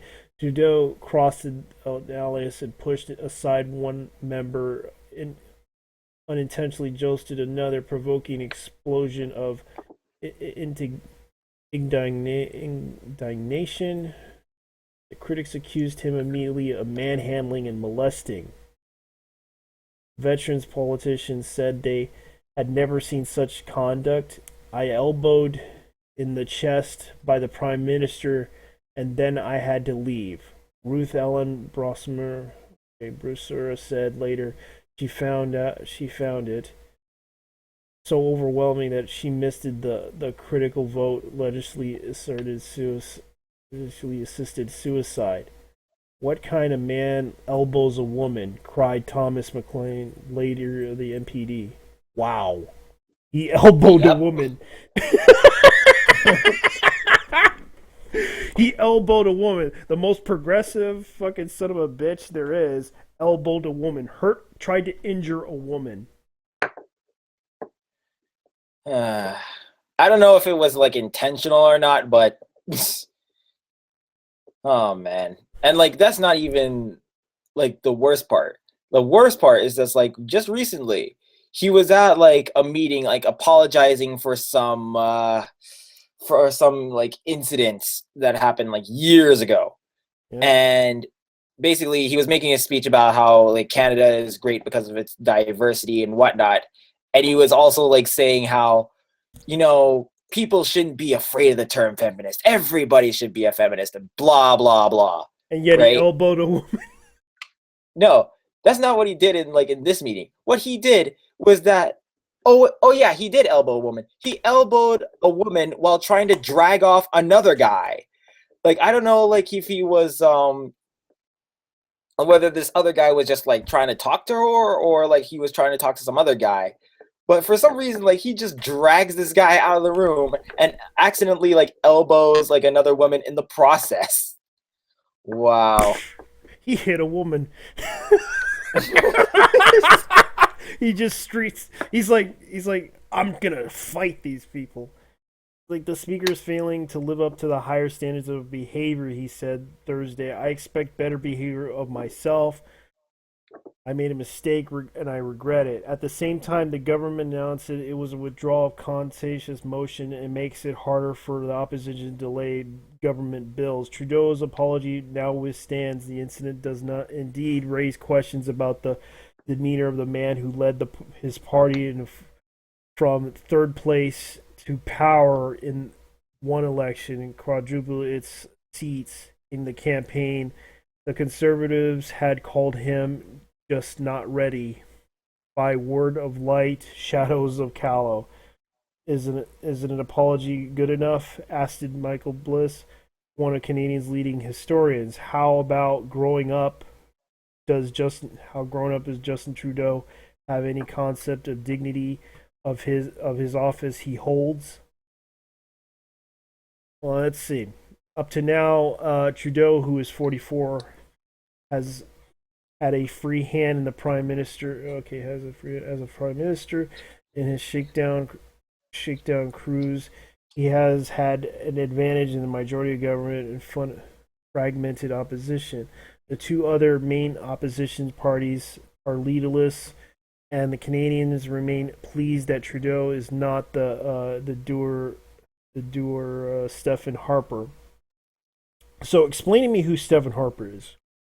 Stephen Harper was our former prime minister, and basically, like during his time, like things were not like looking too like good for our country. We lost a lot of money. There was like people, not as many people were getting jobs. There was like a whole bunch of issues when Stephen Harper was in power. Okay. So which is why they like ran like an election. Of course, with Stephen Harper out of power now, of course you had like a new election where you had these new candidates, including Justin Trudeau, like running for power. Okay. But despite the fact that there were like a few issues that could have been solved with Stephen Harper in power, at least they weren't as chaotic as what is happening now. And the stuff that Justin Trudeau is allowing now, especially when ideology comes into play, the ideology that he is supporting. And and you know what? I wasn't gonna be bothered like with the Canadian elections anyway, but as soon as I saw the article of Justin Trudeau saying that, yeah, we all Canadians should stand against Gamergate, I'm like, oh, for goodness sake. Nice going, Justin. You just lost the votes of the entire gaming community. Congratulations. Yeah, and after what happened, I don't think he kind of. A lot of people like him, but at the same time are kind of upset with him by what happened at Parliament. Well, here's the thing. The reason why a lot of people approve of Justin Trudeau is because of a former prime minister, which is his father, Pierre Trudeau. And Pierre Trudeau in Canada is like a legendary prime minister who has done a lot for the country. So basically, he's writing off of his father's legacy, like how Hillary Clinton is writing off the legacy of her husband, Bill Clinton. It's that sort of factor why he has like such a high approval rating. Kind of weird how he gets it from his father. The plaque brought into the side of Justin Trudeau that Canadians had not seen while it is too early to declare his honeymoon over. He has lost his halo, but apologized quickly and fully, and he did the right thing and shows humility and humanity that was projected in his brand. At the end of the day, he learns some early lessons in government and expectations of leadership and a harsh discipline of power. He was really trying to street fight these people in the office, wasn't he? Well, from what I saw, I'm not sure if it's exactly street fight, but I feel for that one guy he tried to drag off. I guess he was like manhandling and molesting veteran politicians. Like this is. Did I hear that right? Wait, okay. So I was listening to the stream because I saw it by happenstance, and then JT gave me the link joining, so I figured, hey, why not? How's it going, John? It's going pretty good. But I just heard that. Did the Prime Minister seriously say that we need to attack Gamergate? Yeah, he did. Yeah. I'll find the article for you. Link it to me, because I got to see this shit. Yep, I will. Okay, Justin Trudeau. Is this now? I know he's called out Gamergate before, but is this recently? Like in the past? No. This was like while he was running for prime minister. Yeah, and the funny thing is, here's what happened. He elbowed a woman in Parliament while he was trying to drag off another guy. Yeah, he just elbowed a woman, like he tried to attemptedly hit the woman. So basically, we have someone who can be reasonably called a violent thug calling out gamer. Okay, that's funny. Yeah, pretty much. Yeah, I'll give you the link to the CNN article because they just mentioned. Now tell me if this guy's still in office, because he has to have more hilarious misadventures. Yeah, like he's still our prime minister to this day. Yeah. Yeah. So, you know what I do? If I was in Canada, what I do is I go to one of his rallies and go out and just ask him, "Hey, when did you stop the misogynistic threat of Gamergate while you were in office?" Oh God. Trudeau grabbed an assault, maybe technically. This is according to CBC. A likely charge, like MP elbowed by Justin Trudeau's fends off personal attacks. It was very painful. Okay, this is one of the articles, but I want to find the where's the Toronto Star article? Cool. Yeah, well, ladies and gentlemen, Justin Trudeau, ladies and gentlemen. Hold on, wait. Broadcast the link I just sent you, All right. so everybody can see it. Yeah, let me see here. Let me go ahead and look. Yeah, it up. screen share it. Yeah, screen share Justin Trudeau. Let me go ahead. Or, well, let if me- using OBS, you could probably display it better. There you go. Okay.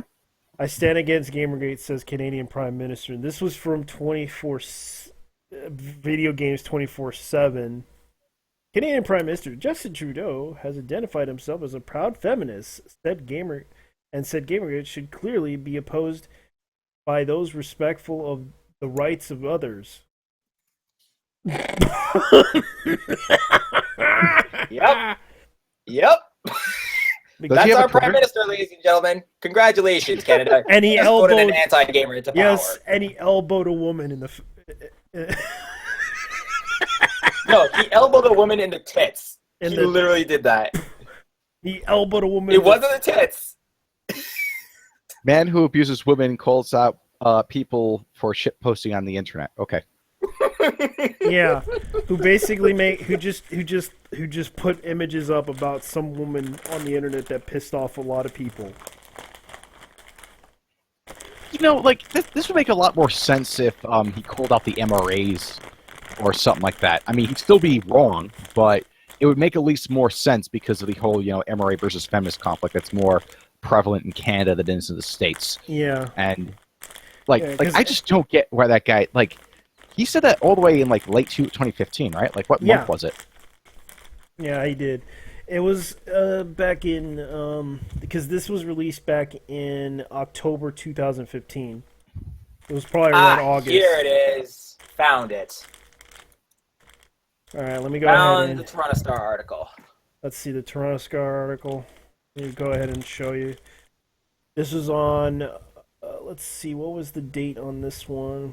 Trudeau comments recorded an interview during air of Up for Debate Monday night. The Star co-sponsor led some accused candidate of perpetuating racial stereotypes and ignoring structural causes of women inequality. Justin Trudeau called out for statements made about music causing violence against women. Really? And this was in September 22nd, 2015. When asked why violence against women remains a problem with young men today, Liberal leader Justin Trudeau said music, lyrics, pornographic, obscenity, fathers are factors of a lot of communities. Hello, Vega? Yeah, go Oh, there ahead. you are. Go ahead. No. Like you cut out for a bit, so I couldn't hear you. Sorry about that. It's probably my connection. It's been doing that lately. I think there's probably an awful lot of factors come together with the shape of socialite behaviors, certain types of music. There's an awful lot of misogyny in certain types of music. There's issues around pornography. It's prevalence and accessibility. There's also shifting parental roles as well. There's a lot of communities which fathers are less present than they have been or they might be in the past.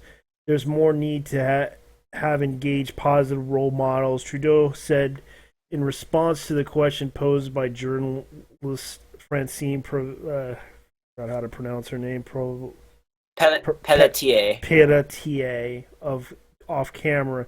In response to the record, part of the interview aired up for debate Monday night, which Toronto Star co-sponsored, led some accused of the candidate of perpetuating racial stereotypes and ignoring the structural cause of women inequality. Is it common sense that two of the three factors Trudeau cited about violence against women are well-worn stereotype about black people? Tweeted anti-racism advocate and Weekly Star columnist Desmond Cole. Cole tweets about Trudeau's comments as well about the comments made by Bloc Québécois. Bloc Québécois. Oh, thank you. It's hard for me to pronounce these. Yeah, mostly like French terms. Bloc like, Québécois. Yeah. Leader Gilles Duspré. That's how you pronounce it? Or Dupré? Giuseppe? Hold on, wait. Made by Bloc Québécois. Leader Giles Giuseppe. Giuseppe. Giuseppe. Okay, Giuseppe. Yeah. Okay, about the niqab has sparked a debate over deep-seated racism and sexism in Canada. There's Desmond Cole's tweets.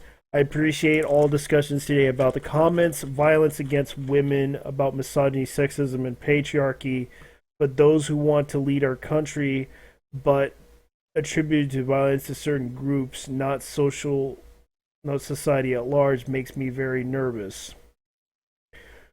Those who want to lead our community but attributed to violence to certain groups, not socially large, to make me very nervous, blah, blah, blah.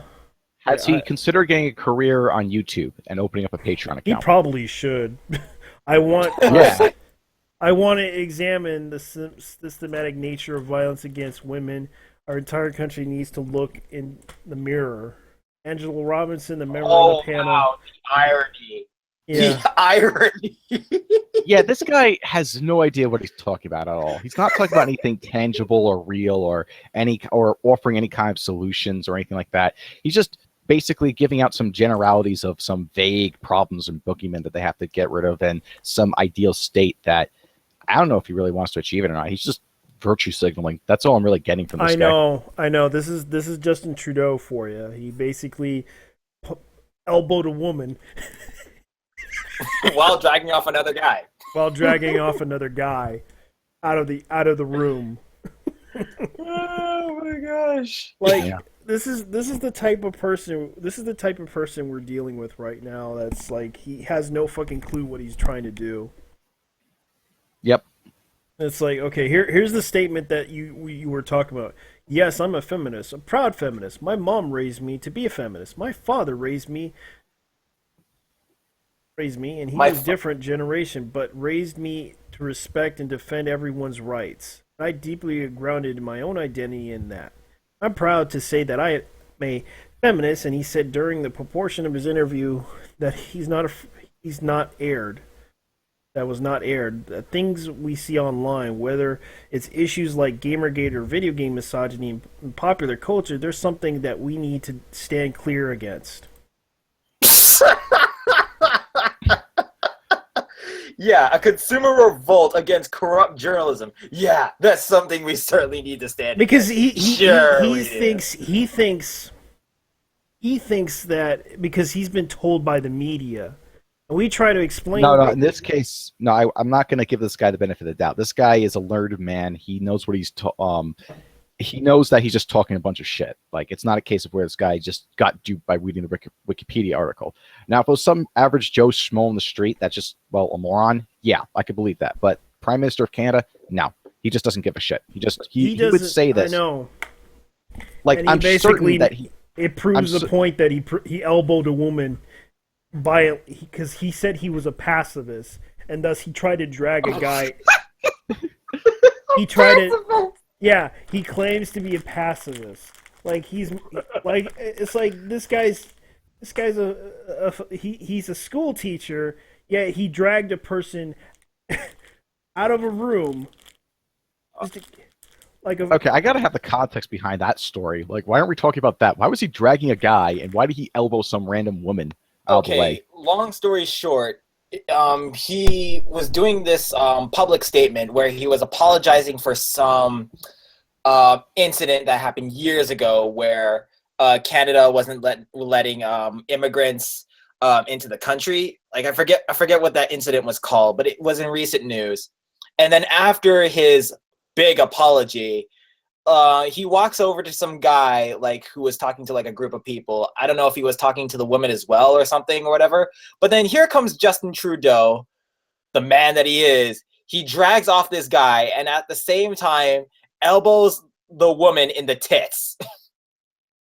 But why was he doing that? Like what got in his mind that says, I gotta drag that guy has to go. I gotta drag him out of here. I'm gonna do it personally. Hold on. Where's the video? Like I gotta see this. It's like our presidents are kind of boring. Like Obama, when shit goes down, he just weeps. I mean, he doesn't do any of this kind of stuff. But Trudeau, he might be a total moron, but at least he actually gets his hands dirty. Really? You think American politics are boring? Like, there's barely anything that happens when it comes to Canadian politics.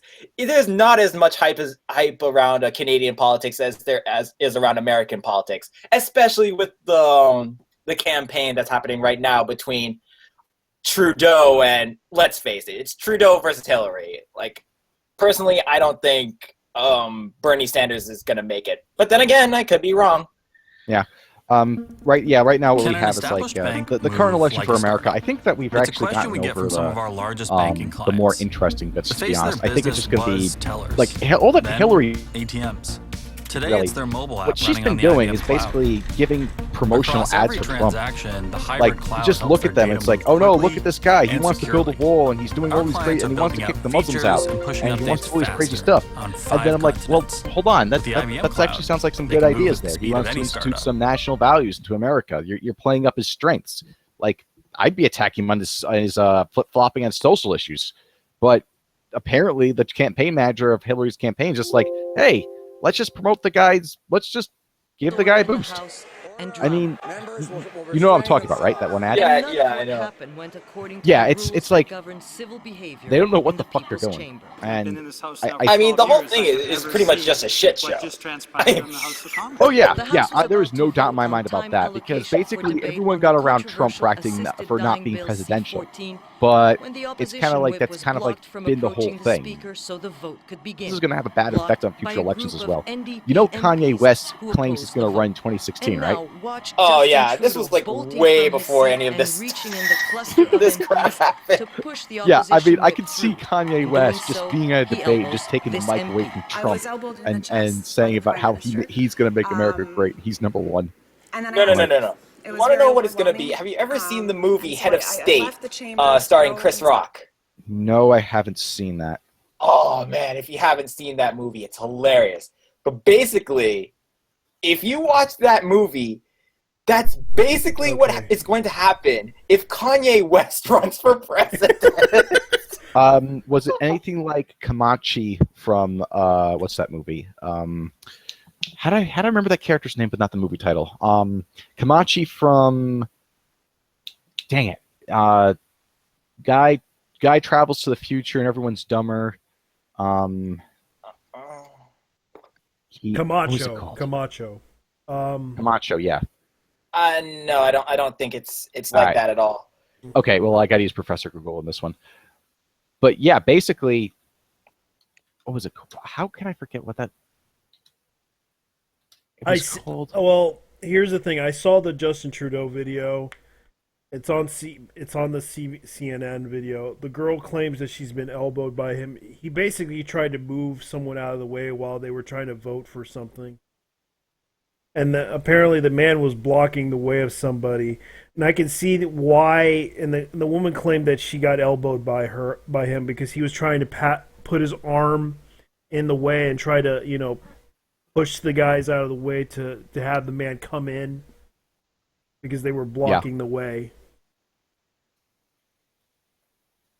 By the looks of it, it seems that they were trying to get this. Let me see if I can look at it again.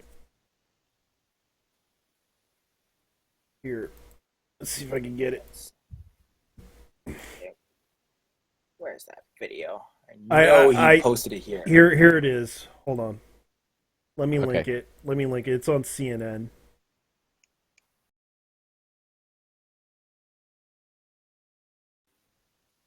Sorry There we about go. that. It's just my thing just.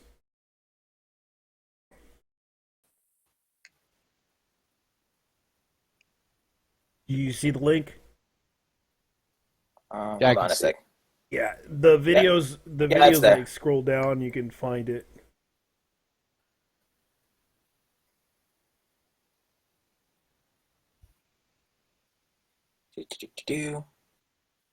Oh wow. Bill Oh boy, I gotta C-14, catch that later. when the opposition Where whip is was that other blocked from one? approaching the speaker so the vote could begin, blocked by a group of NDP MPs who opposed the vote. And now watch Justin Trudeau bolting from his seat and reaching in Here a it is. cluster of MPs Yep. to push the opposition whip through. In doing so, he elbows this MP. I was elbowed in the chest. Here's the video of what I Prime was talking Minister. about before. I'm pretty sure it's the same video, but you'll get the And then I point. had to leave. It was very overwhelming. And so I left the chamber to go and sit into the lobby. I missed the vote because of this. It is not appropriate to manhandle other members. But then, Trudeau walks back toward the opposition benches, perhaps to apologize, and that's when Tom Mulcair starts yelling at him, obviously angry. "You're pathetic," he tells the Prime Minister. The two men Oh my get gosh, into this a is- tense this is exchange. hilarious. The captain I know, right? I'm listening to her talk, across and the it's aisle. like, The House was out of control. We do not want to be the House of Commons for some country that other countries watch on CNN and wonder what's become of us. I would like to watch this on CNN. Was the Prime Minister what the fuck is he physically thinking? grabbing people, Peter Van Oh, Loon. boy. pulling people, hauling I them down just the like, way? it's like, he was pulling away, Trudeau, what the fuck are you doing? That's our Prime Minister, ladies and gentlemen. And he said, "I'm sorry, not sorry." And then, the first prime You know, ministerial apology. Why, like, holy shit, I mean, this has really been brushed under the rug, that this guy just basically goes about and acts like a complete spurg in office. I mean, I thought that American history I thought we were past this point. Like, we used to have cases where senators would beat each other in the middle of Congress to settle disputes. But Oh, it It's still not. happens. It still happens. And the Oh, yeah. second apology. Do you guys a little no later. longer duel? You still have duels? To make amends In Canada? to the member. Yeah. And yeah, to is dueling any legal in members, Canada? We've banned it since.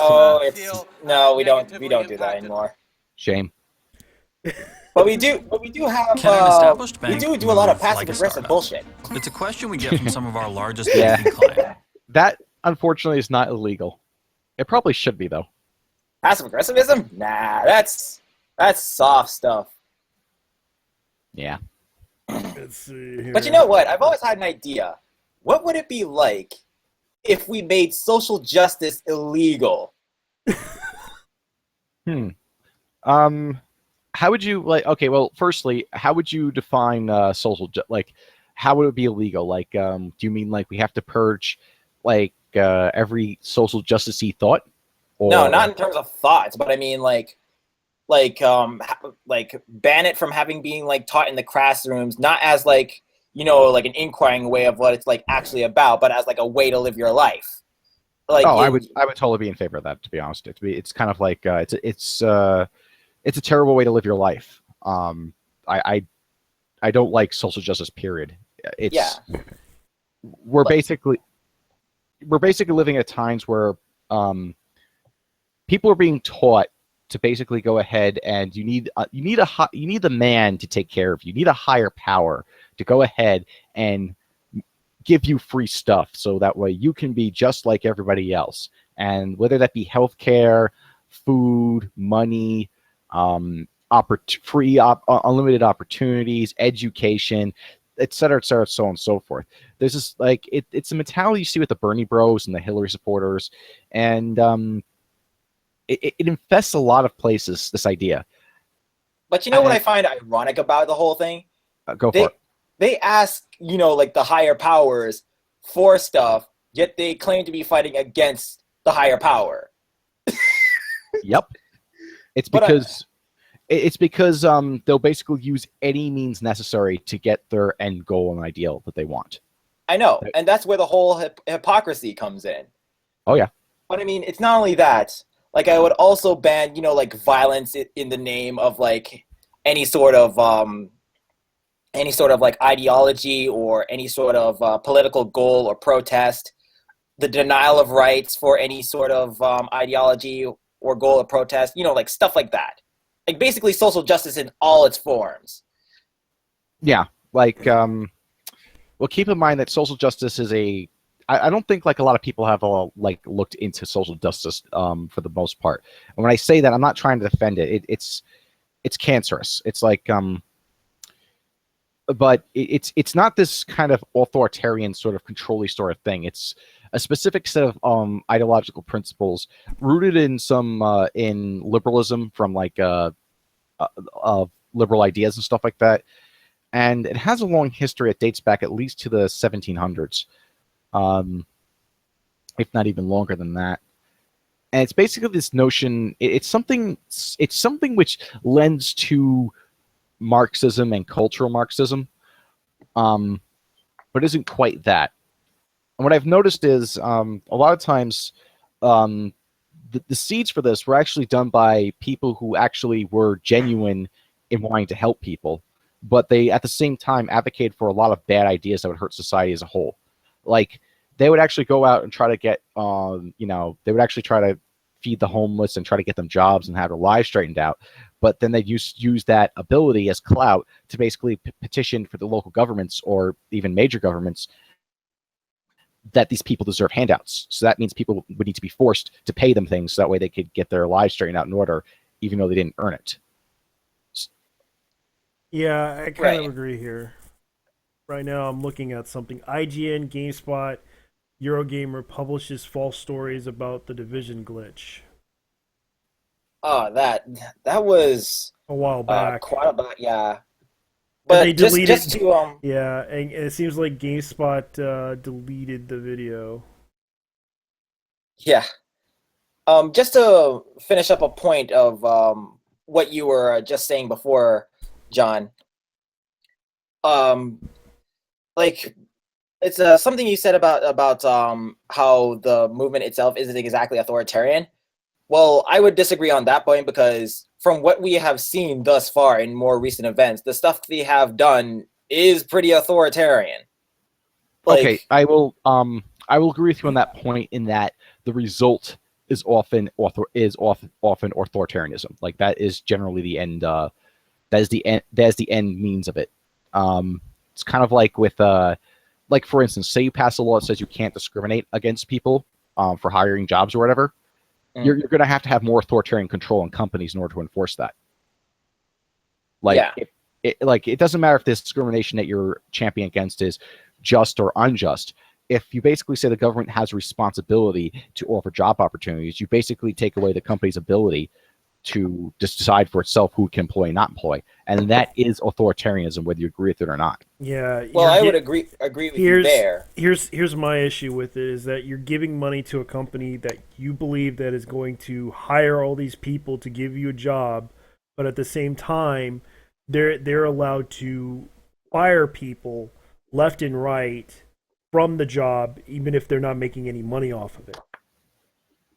Oh yeah, like it's perfectly acceptable for consumers to go ahead and say, no, that firing was unacceptable. I'm not supporting your brand. Like, take Alistair Pinsoff, who reported on a scam and he got pilloried for it by the and fired because he reported on a scam.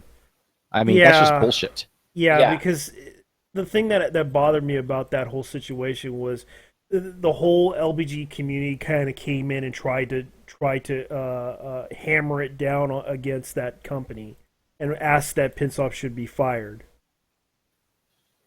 Well, that's bullshit. Like, they have the right to do that. Like, they have freedom of speech, and they can go ahead and they say, oh, well, this guy needs to be fired because he's reporting on someone that's part of our community. But the reasoning is still stupid, and I still criticize him for it. And further, you need guys like what you need guys to do what Pinsoff did, which is report on people's aware of who you can trust with money, who you can't.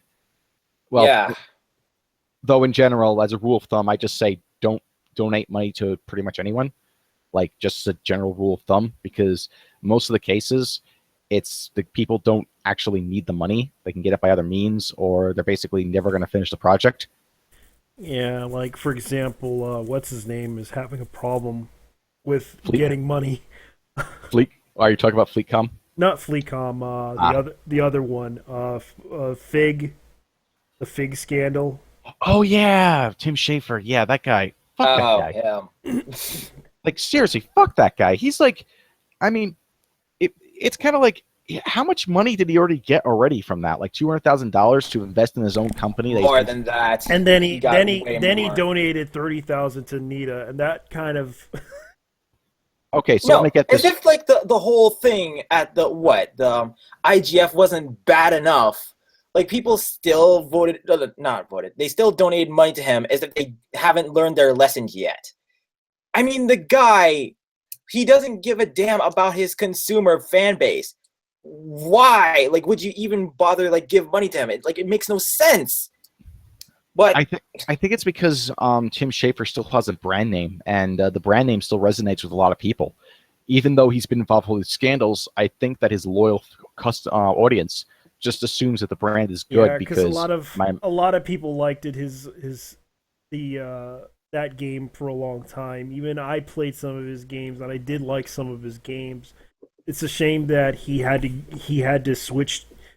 He had to become indie because a lot of the companies blacklisted him because he kept over spending, and plus he was late with some of his work, and that's when they had an issue. Correct? Are you referring to? Yeah, you're referring to his dealings with EA, right? Yeah.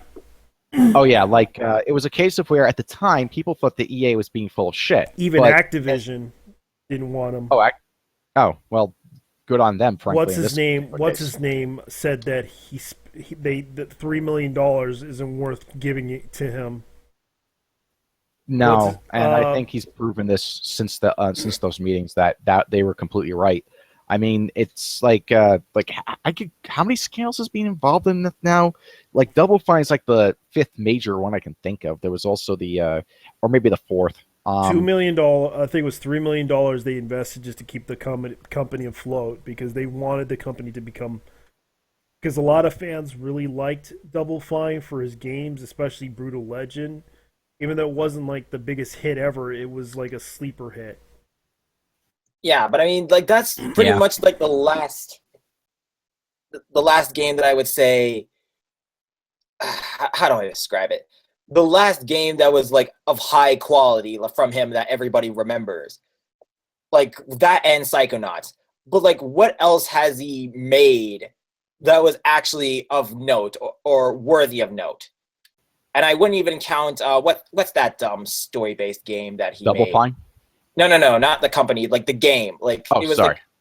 It was a game he made where it's heavily story-based. It's Journey of something or other. It was a friend.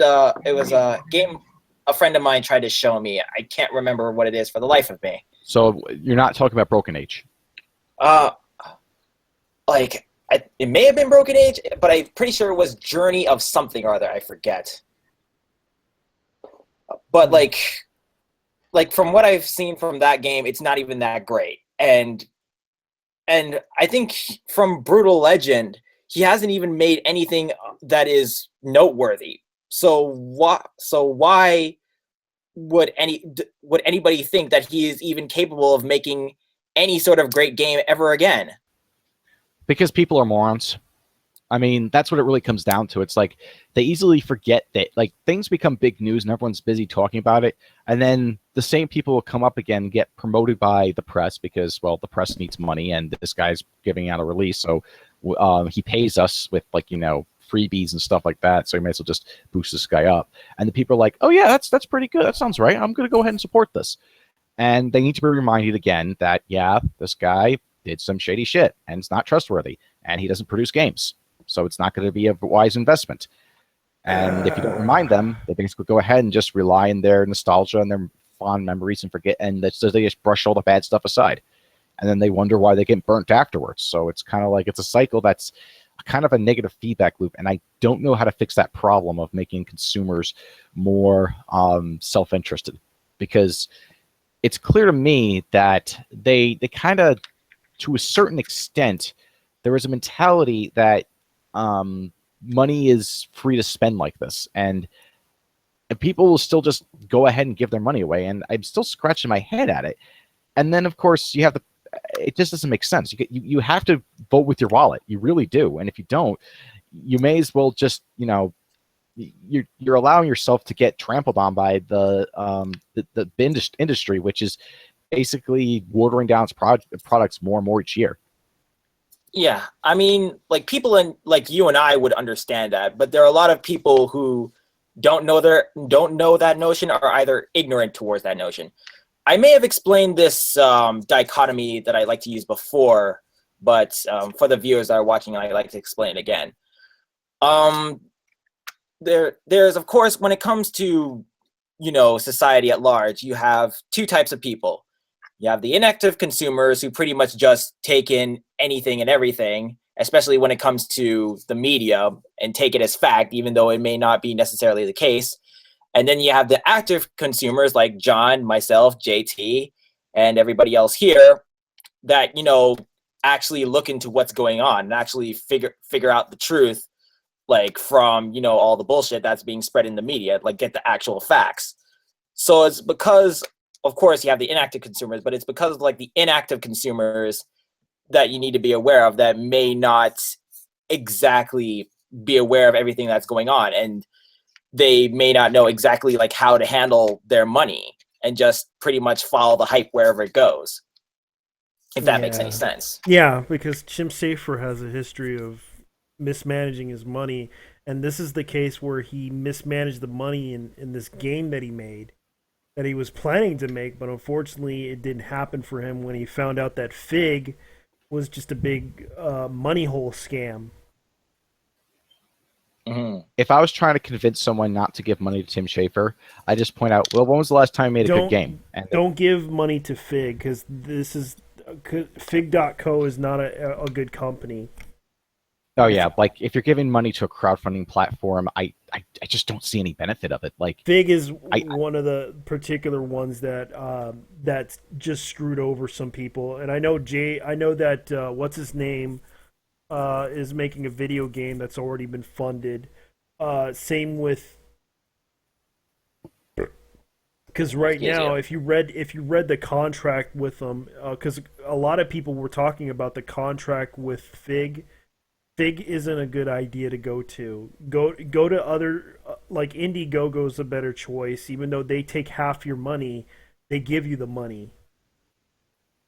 Honestly, I think that these no, I'm going to disagree with you there. You do need, unfortunately, I think you do need a service, like a third or party to your transactions to handle from I agree. the consumer to like the person. Yeah, like the infrastructure for the I could be wrong in this, and if someone wants to correct me, that's fine. Yeah. I don't believe the infrastructure is there to have it easily available where you can just have a direct transaction from bank account to bank account. Obviously, if you can do that, go for that and cut out the middleman completely, or as much as possible. But with something like PayPal, so like the thing about GoFundMe is it uses another one like PayPal, like Stripe, and like a few others to go ahead and handle the transaction. So why not solicit donations through the PayPal button? I mean, it's not as fancy or pretty, but you don't have to give money to a company that just acts as a leech. I mean, it's like if you had like a guy who you paid to go on a train and deliver the money in another location, or you could just pay the train directly to do the same thing. And it doesn't make sense it doesn't make sense to basically cut off part of your money like that. And there's so many crowdfunding platforms that use PayPal or Stripe or another one as a third-party vector. And why? It's like you're just taking extra percentage points over your donation and burning it. I remember there was a video by a bunch of people talking about Fig, and they say that Fig is a big money hole scam. They mentioned that the contract that they had was kind of suspicious because they read the whole thing and they realized the investor they came in. You're basically not an investor. You are the investor, but at the same time, you sign. If you donate money to this is pretty much you're an investor to this game. You're not. If the money doesn't make any money, if the game doesn't make any money, you basically have to put the tab into the game. And there's no way to refund it if you feel like you've made like a bad investment. It's all one way. It's all one way. As a matter of fact, do you guys remember Star Citizen? Whatever happened to that game? It's about to be released, but also the fact they announced it that they're gonna have to take out a few things out of the game. What? Yeah, because they spent like the other half of the money on a door. Oh, what? A door? Yeah. You're serious? I'm not kidding. Wait.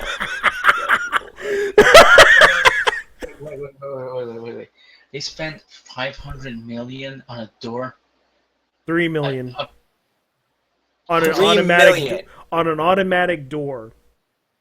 In the game? Not in the game. In real life. What?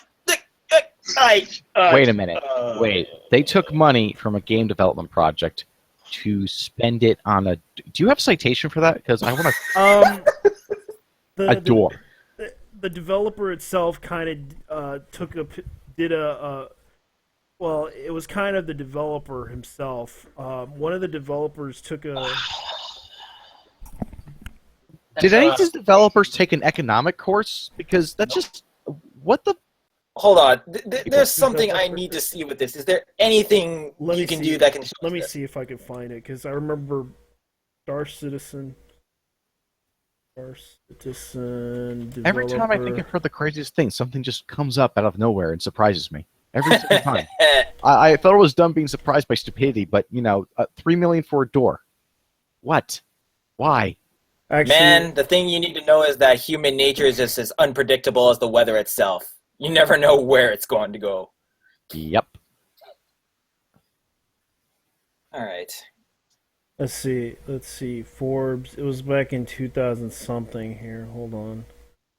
Okay, let's see. A man who spent $30,000 on Star Citizen. What door? Oh my god. I know. And it's unbelievable. It was like I think it was on. It was in what's his name? The Chris Roberts thing. Okay. Let's see here. 30. It was like a door. Because it was on social media. Okay, here's the thing. Here's the thing. If you're spending money on unrelated matters, if you're given money for a specific project, all the money that you're given should go towards the development of the game. That's really how and it they should work. kind of announced it. They kind of announced it on a video that they were removing content from their goal. Oh, let me guess, because they didn't have enough money. No, they couldn't really make it happen. So they said they were going to donate the money back to the person who donated the money. So wait a minute. They couldn't make it happen. Yeah. So they had to remove content in order to because they couldn't. And the game has all kinds of microtransactions, and you still have to buy the game, and they're still buying the game if you didn't back it. Yeah, pretty much. Fuck those guys. Seriously, just fuck them. I mean, this is you can't just I don't even. John, you know what you need to do? You gotta dig, man. Expose these little. I think people have done that, but I just think people just need to be reminded of it. I just point out, you know what? I just point out, hey, this guy spent $3 million.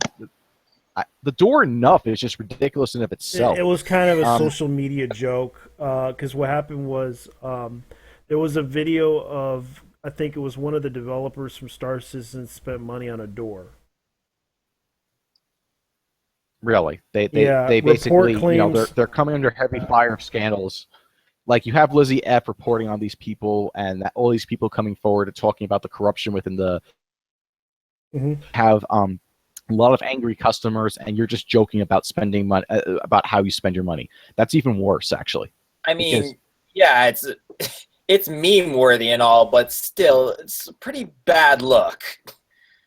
Yeah, because when you're a company and you're basically selling a product or whatever, right?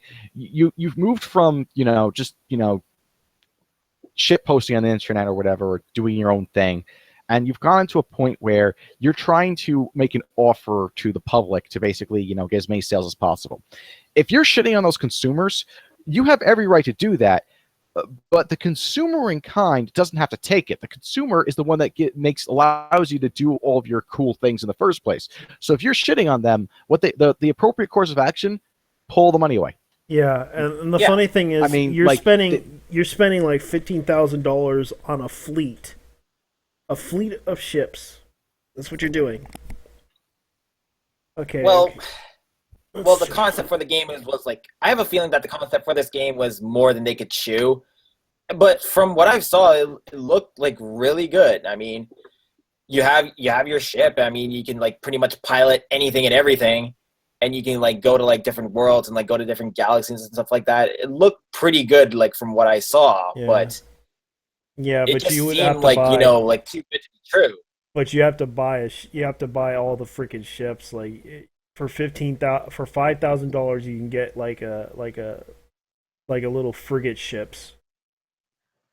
But I mean, after all the money that the gaming community poured into that project, why should they have to spend any more money on it? Yeah, it's like the weird part about it is that for $15,000 you get like 1, 2, 3, 4, 5, 6, 7, 8, 9, 10, 11, 12, 13, 14, 15, 16, 17, 18, Hold on, 19, I'm 20. gonna see this. Star Citizen. Yeah, Robert Space Industries. I want to find. Was it like a Kickstarter campaign for it? Yep. Okay, Kickstarter. Oh, and apparently they hired Mark Hamill to read off the script. Boy. Yeah, I have a problem with that because there's no reason to games are expensive enough. There's no reason to hire celebrities to do voice work because let's put it this way: they tried to. Well, World of Warcraft attempted it pretty well with. Okay, let's see. Let's put it this way: if they hired Chuck Norris to play as a monk, I would so laugh at that one.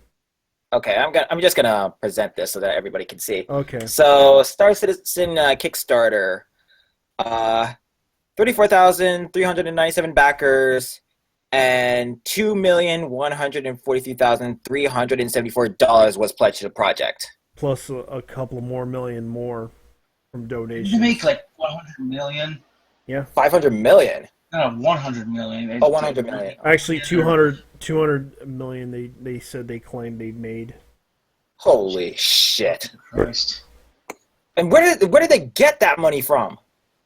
Donations. That was all donations. Yep. So wait, did they get these donations like during the campaign or after the campaign? After the campaign.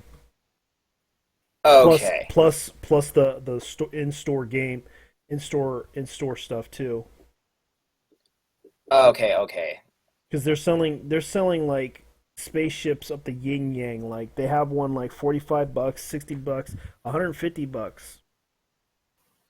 Yeah. No I kidding. swear they made like more money. I swear it was like close to like they were even selling Destiny ship that was like worth like how much did it take to make that game? Like 500 million or something? Yeah. They even got like I could be wrong. They even got game packages as well.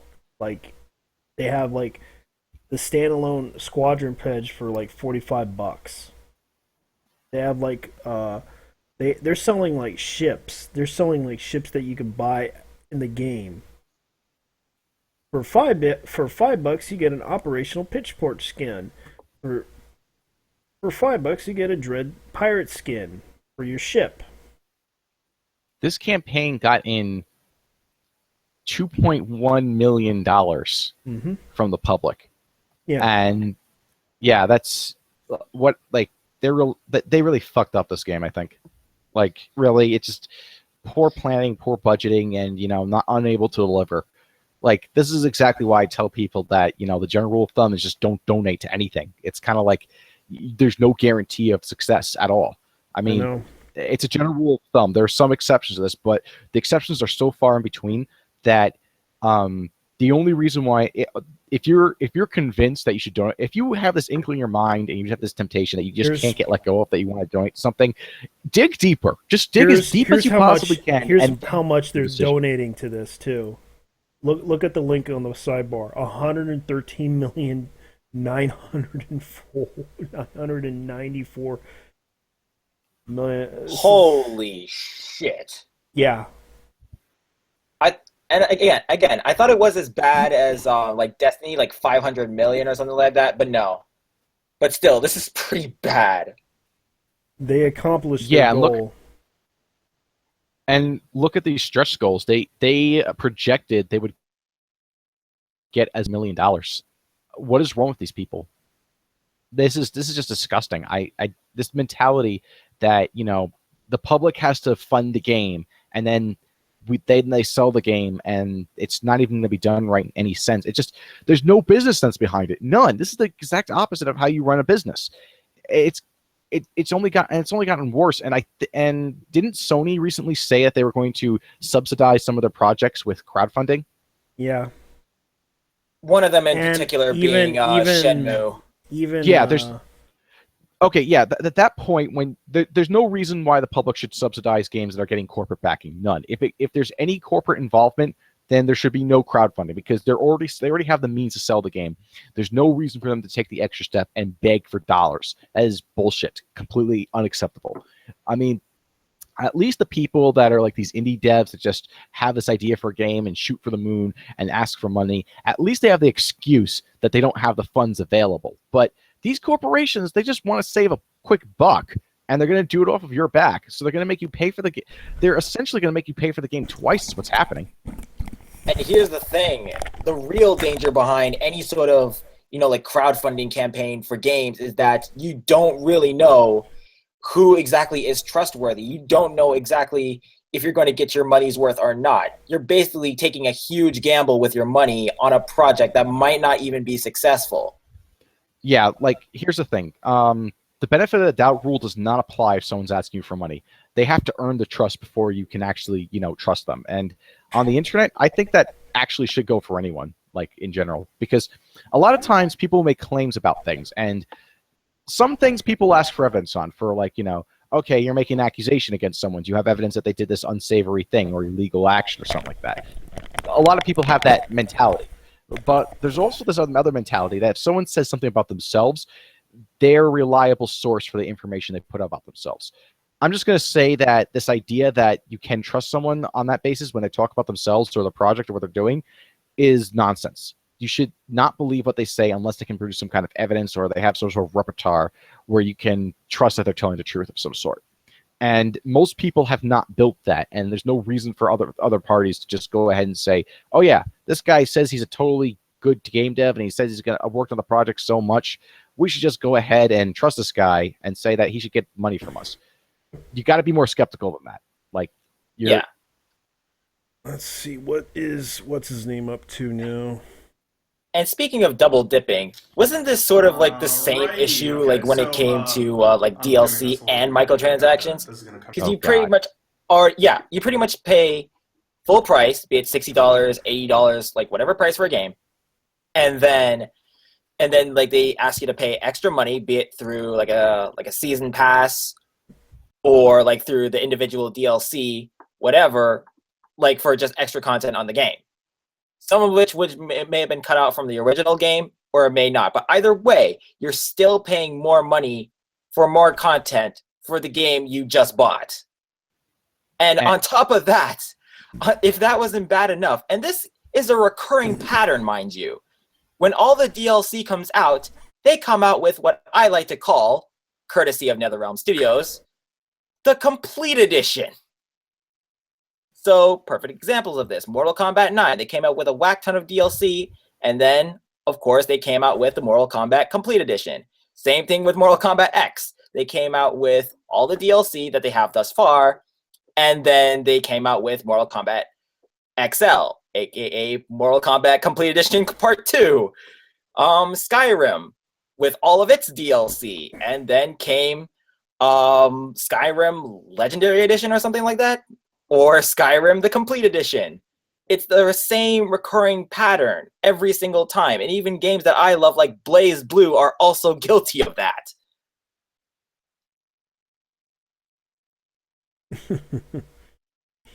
Yep. Great. Michael's drunk again. Completely on board with you on that one. There's no excuse for DLC deals and microtransactions. Like they say it adds more to the game when all it does is just they compartmentalize parts of the game and then sell it to you. So that practice needs to die. Yeah. There used to be a time when, and here's the thing, there used to be a time when these companies like Activision and Blizzard will go ahead and give you this extra content for free. And the reason why they do that is to attract new customers.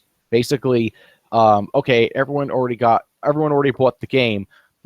Well, how do we attract new people? Well, what if we add more content to the game so that way they'll pay for this older game that we already released, and then that'll give them new reasons for other people to join in. As a matter of fact, aren't mobile games like still doing that? I believe so. I believe it is still a viable marketing way to market games. I mean, look at Minecraft, for instance. They keep on adding new content to the game to give people more reasons to buy it. I think Stardew Valley's doing that, and that's been doing pretty swell. I don't think they've added any DLC deals, but if they start doing it, I'm going to be disinclined to actually seek it out. Yeah, and I think another good example of this is Infinity Blade by Chair Studios. Like, all the new content, all the new DLC, everything they put out is pretty much everything's there. It's just like a free update. And yes, there are microtransactions. Me personally, I never really got into the microtransactions. But you can still complete the game without them, which is really cool. And when you do, it's totally worth it. Well, that's another problem I have with microtransactions. It's like you're basically making the game easier if you pay for it, and that just removes the value of the game itself. I mean, games are supposed to be a challenge. It's not. It shouldn't be like this free pass mentality where you just try to make the game easier and easier. Yeah. And I actually have to say right now. Those games were not made for us, or hardcore gamers. They were made for casual people who like to sit on the toilet or on a train. You know what I mean? Yeah, it's like they just want to toil their time or solve a hard puzzle. But keep in mind, you also have games like Marvel vs. Capcom 2 or the original Mega Man on mobile, and even if you were to get like some of like the upgrades or like the best weapon in the game, like you still have to have the skill to play those games. I don't think Marvel vs. Capcom 2 has microtransactions. Like, you still have to like get good at that game, and the same thing with Street Fighter 4 for mobile as well. Like, you still have to have skill in order to play those games. Yep. And speaking of making things easier, the whole thing where the whole thing about like skipping combat. Does anybody remember when Mortal Kombat X did this? Yeah. During the story campaign, I'm like, are you serious? Skip combat? Yes, skip combat in Mortal Kombat X. Every time you lose, there's an option for you to skip the fight and continue on with the story. No, fuck that noise. You should have to, in order to continue the story, you have to keep playing the game. There's no excuse for having it this way. But they also removed they kind of also redesigned the characters too, because they wanted sleeker women instead of. Oh god, I think I remember talking about that back in the day, like about a year ago. But funny enough, who do you think was the one who came up with the idea for skip combat? Oh, I remember this one. Everybody say it with me now. 1, 2, 3. Anita Sarkeesian. No, it was actually Hamburger Helper. Huh? The reference to the lady who wanted to do the skip combat thing. It was actually a lady a while back that worked for whatchamacallit, BioWare. When she did an interview with I believe a Spanish speaking gaming magazine. And what happened was a lot of people got upset with her because they said that she said some stupid stuff. Oh yeah. Oh yeah, I do remember this person going. I do remember an employee for BioWare actually saying that there should be a skip combat thing, and I heard that, and it was back in 2012. When I heard that, I was like, no, that's fucking bullshit. You should have to play the game in order to get that content, because that's the reward. It's supposed to be a challenge. It's supposed to be difficult to challenge. Yeah, if you can't really. Yeah.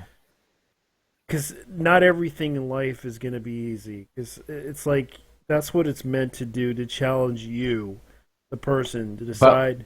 But I wasn't aware that Anita also said this too. Yeah, she said this. Hold on, let me see if I can still find it. She may have deleted it. Well, that's always great. It's kind of like that one time when she got spammed with CP and she directed her followers to it. Yep. I'm not joking about that. She actually did that. She said, report this guy that's posting CP on Twitter, and yeah, that really should have been the end of her really at that point, because that's a PR nightmare right there. Well, Lauren Sutherland said still keeps going. Well, here's some interesting news. Lauren Sutherland said that she got banned from Facebook for talking about Facebook censoring conservatives. You get censored from Facebook for talking about that's funny. Okay, yeah. Let's see. Yeah, Lauren Sutherland just posted that one. I'm not a really big follower. I found an article here from Kotaku and Stephen Totillo. There was a list that Anita made for how games can improve, so to speak. Let's see. Blah, blah, blah, blah. I think this is it. Fixing this is, of course, incredibly easy. What she said. Nope, this is not it. Hold on. Where's the list itself? 8 things devs can do to make games less shitty for women. Where is it? I remember that list. Yeah, you know the list I'm talking about, right? I remember a list of, like, there's 8 different things. I forget the specifics of them, but I do remember it got a lot of traction about people talking about her ideas to improve them. It was basically just this. It's basically just more media effects theory bullshit that we're used to hearing from that crowd. But I don't remember the specific one of skip gameplay content. That may have been somewhere else. Although that is something that I would imagine she might say, simply because these people always promote the casualization of games. And no, I'm just going to say flat out, like, the whole point of a cutscene is to give the player a reward for completing a challenge or set of challenges, and give you like a little middle of the game. If you go ahead and say that you can just skip all that content and you can basically just no challenge, no struggle, you get it because you feel like it. There's just no point in playing. Like, you may as well just make it a book. And plus, it's like you're taking away all the interactivity, like out of the game. Like, you're the one that's supposed to be like going through parts of the story, like playing as the main character. That's how it sets up, like, you know, you interacting with the character and the story and the world itself. Like, if you're not going to do that, you might as well make it an ebook. Yep. Or whatchamacallit, like a visual novel. Yeah, visual novel. That would also work. Yeah. And you could do that. You could make a game that's a visual novel and just make it so that way, you know, you play through the story and maybe you have some choices or whatever. But that's different. But that's different from like that doesn't make the game more like. But when it comes to actual things like Mortal Kombat, that's a fighting game. That's not a visual novel. You could have that feature, but you're basically just dumbing down the content, making it crap for that reason. And it's kind of like, well, that's why people refuse to play that game. And I remember the counter argument to this. I remember people specifically saying that you have to be on board with this because it gives the players more options, and you can't argue that. No, I'm not joking. People would argue that this should be a good thing because it would give players more options. Oh my god! Yeah. Whoa! Why? Why? They're idiots. It's just like. No, it's kind of like you have to, like, that's the game part of the game. Just, you know, get good scrub is what I have to say to that. Yeah, because it may take you a long time, but you get better at it. Because I know people who sucked at games, and it took them a long time to figure out how to play a game that was difficult for them to play. And it took me a while to figure out a game, and then I figured it out. And when I beat it, I felt better that I actually tried to beat the game. Yeah, like we were just talking about like all this before, like how we were younger. Like, of course, like when all of us were like starting out like playing games, like we weren't like prodigies at it. We had to learn this And stuff it was pretty much the hard way. It was pretty much trial and error. Everything had to be learned. It took me a long time to play. Like I had to tell somebody, look, I didn't have people explaining to me what the game was about. When I played it, I looked up guides, I looked up stuff. People told me, hey, you should get this to learn how to do this. And I was like, okay, thanks for telling me. And I asked around. Heck, even Tips and Tricks was telling me how to do this stuff. And I was like, wow, cool. Now I have a map to where I need to go. It was pretty easy back then. It was like, heck, I remembered, like, Game Genie was another one that helped me. It was like, even though it was cheating, I learned a lot and then played the game on normal with no cheats and just played it and had fun. And beat it. Like, I remember, you guys remember Game Winners? I think so. Like that one, like basically, yeah. Like that one, like basically, like gave you like all the cheat codes for like a crap ton of games. Like, and I remember, game tutorials are very valuable to a lot of people. Well, not just like tutorials, but like I remember like when they actually had cheat codes like for the game that allows you to just do like wacky, crazy stuff with it, like unlimited ammo, super jump, like crazy stuff that you wouldn't be able to do normally. I would say that, yeah. That kind of like, it's kind of the same thing though as like, press X to skip fight scene in a sense. If you play the game and then you just want to kind of fuck around with it, that's fine. But I don't think it's a good mentality to go into a game trying to well, it depends on context. Like okay, for instance, I don't. Like, what I mean is that is like, okay, say for example, like Star Wars Dark Forces 2, where basically you had like a ton of cheat codes where you can do like wacky, crazy stuff in the game, and it just like makes the game hilarious. Like you can like fly around like you're running on air or something, or you could like make yourself invisible so you can just like walk through all the hazards.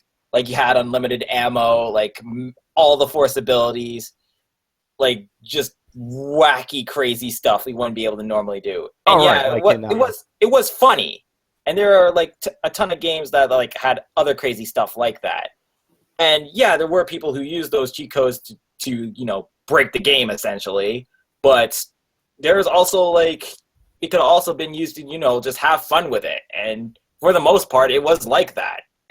Okay, fair enough. Like, I can't say someone's wrong for using the game in the way they want. The developer didn't intend. But at the same time, I would highly recommend that they play the game as like they would play the game without cheating before they start doing that. That would be my personal recommendation. Yeah. And if I was developing a game, what I'd do is I'd add all those crazy wacky cheats, but I would add it after. I would make it a requirement that you have to beat the game normally first. Yeah, that would be a good idea. Yeah. But that just kind of goes into like a game mechanic theory philosophy sort of thing, which is kind of like a tangent to what we were talking about. Mm-hmm. Fair enough. And you know what?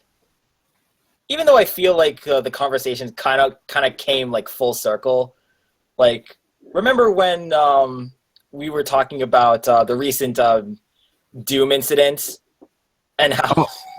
Oh yeah, Polygon, they can't shoot for shit. Well, here's the thing. Yeah. Here was the thing I found out. Rich from Review Tech kind of figured it out, that this guy was faking it. Faking it? Really? Yeah.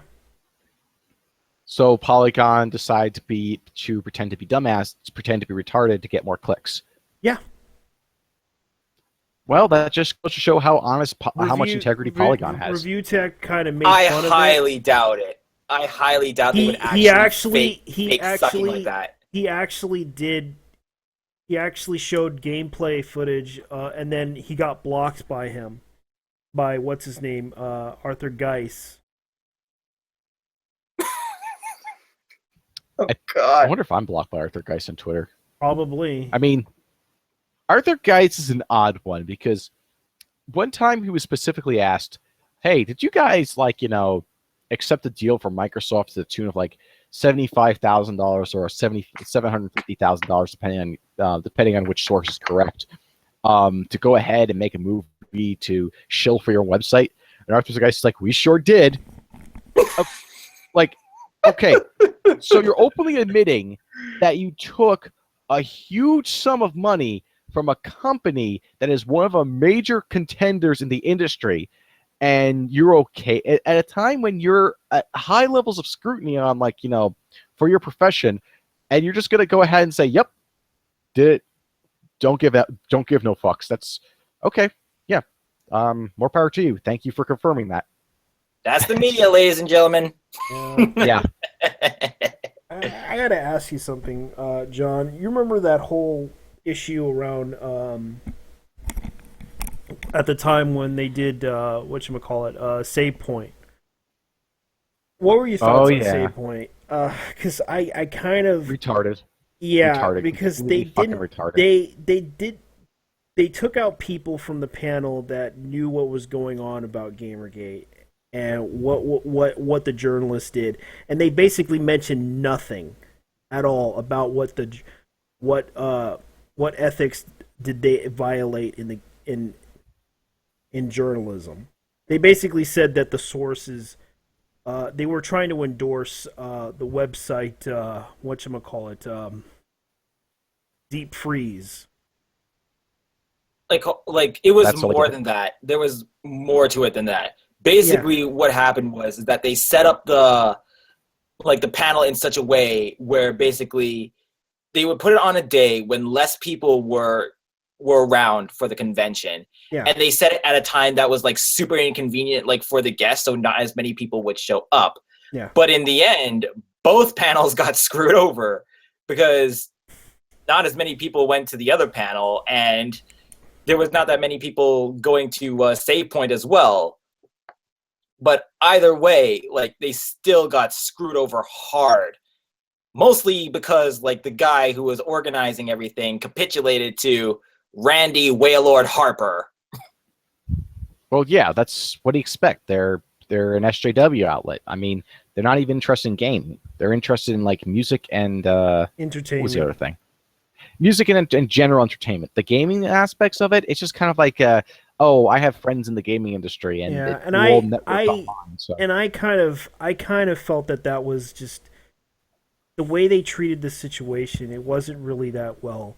They didn't bother to give out any information. They basically just told everyone to go to deepfreeze.com and promoted it and endorsed it. Okay, it really pains me to say this because I think Bone Golem might have the best of intentions here, but Deep Freeze isn't as good as people want it to be. It really isn't. There's things on there that shouldn't be, Leigh Alexander telling people, go after these followers of this, go downvote this book review or something like that, and I think that's kind of bullshit. There are people on there that clearly violate the standards it sets forth that aren't on there, Liana Kay is not on there, even though she lied about people, including me, and she also lied about Androdol in that infamous stream, which basically cost him his subscribership after that.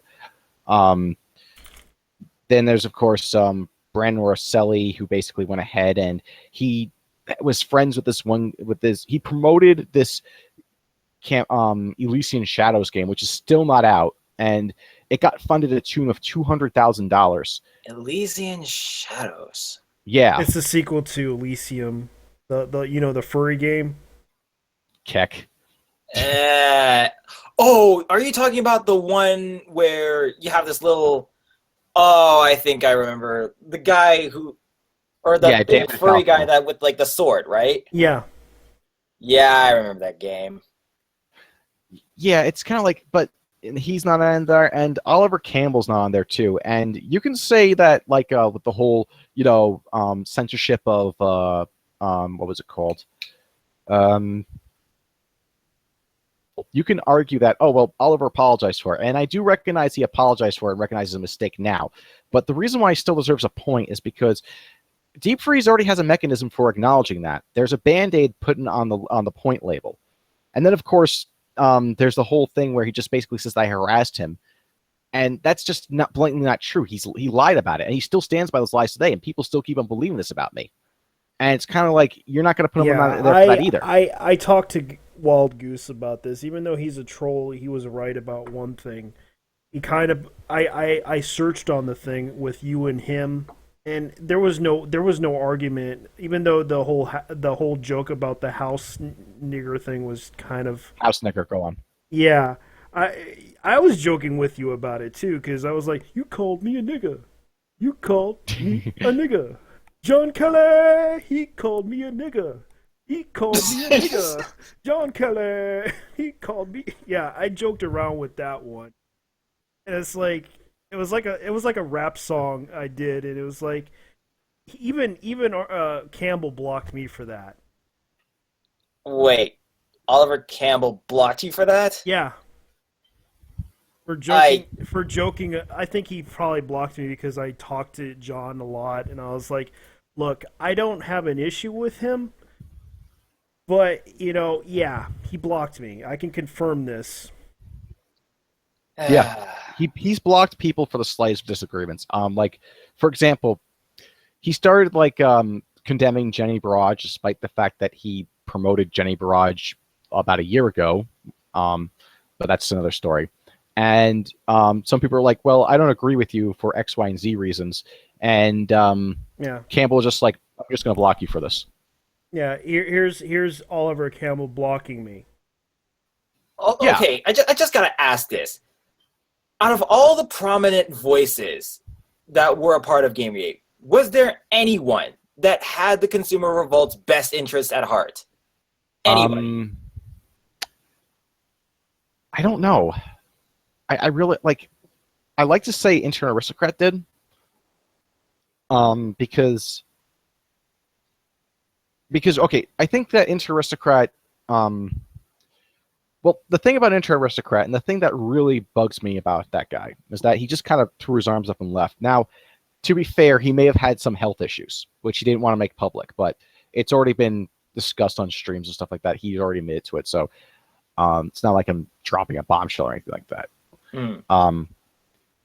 That really bugged me, and it really bugged me that he basically said there's all these problems in Gamergate, and he listed a whole bunch of general things, but he never got into specifics. He never basically laid them out.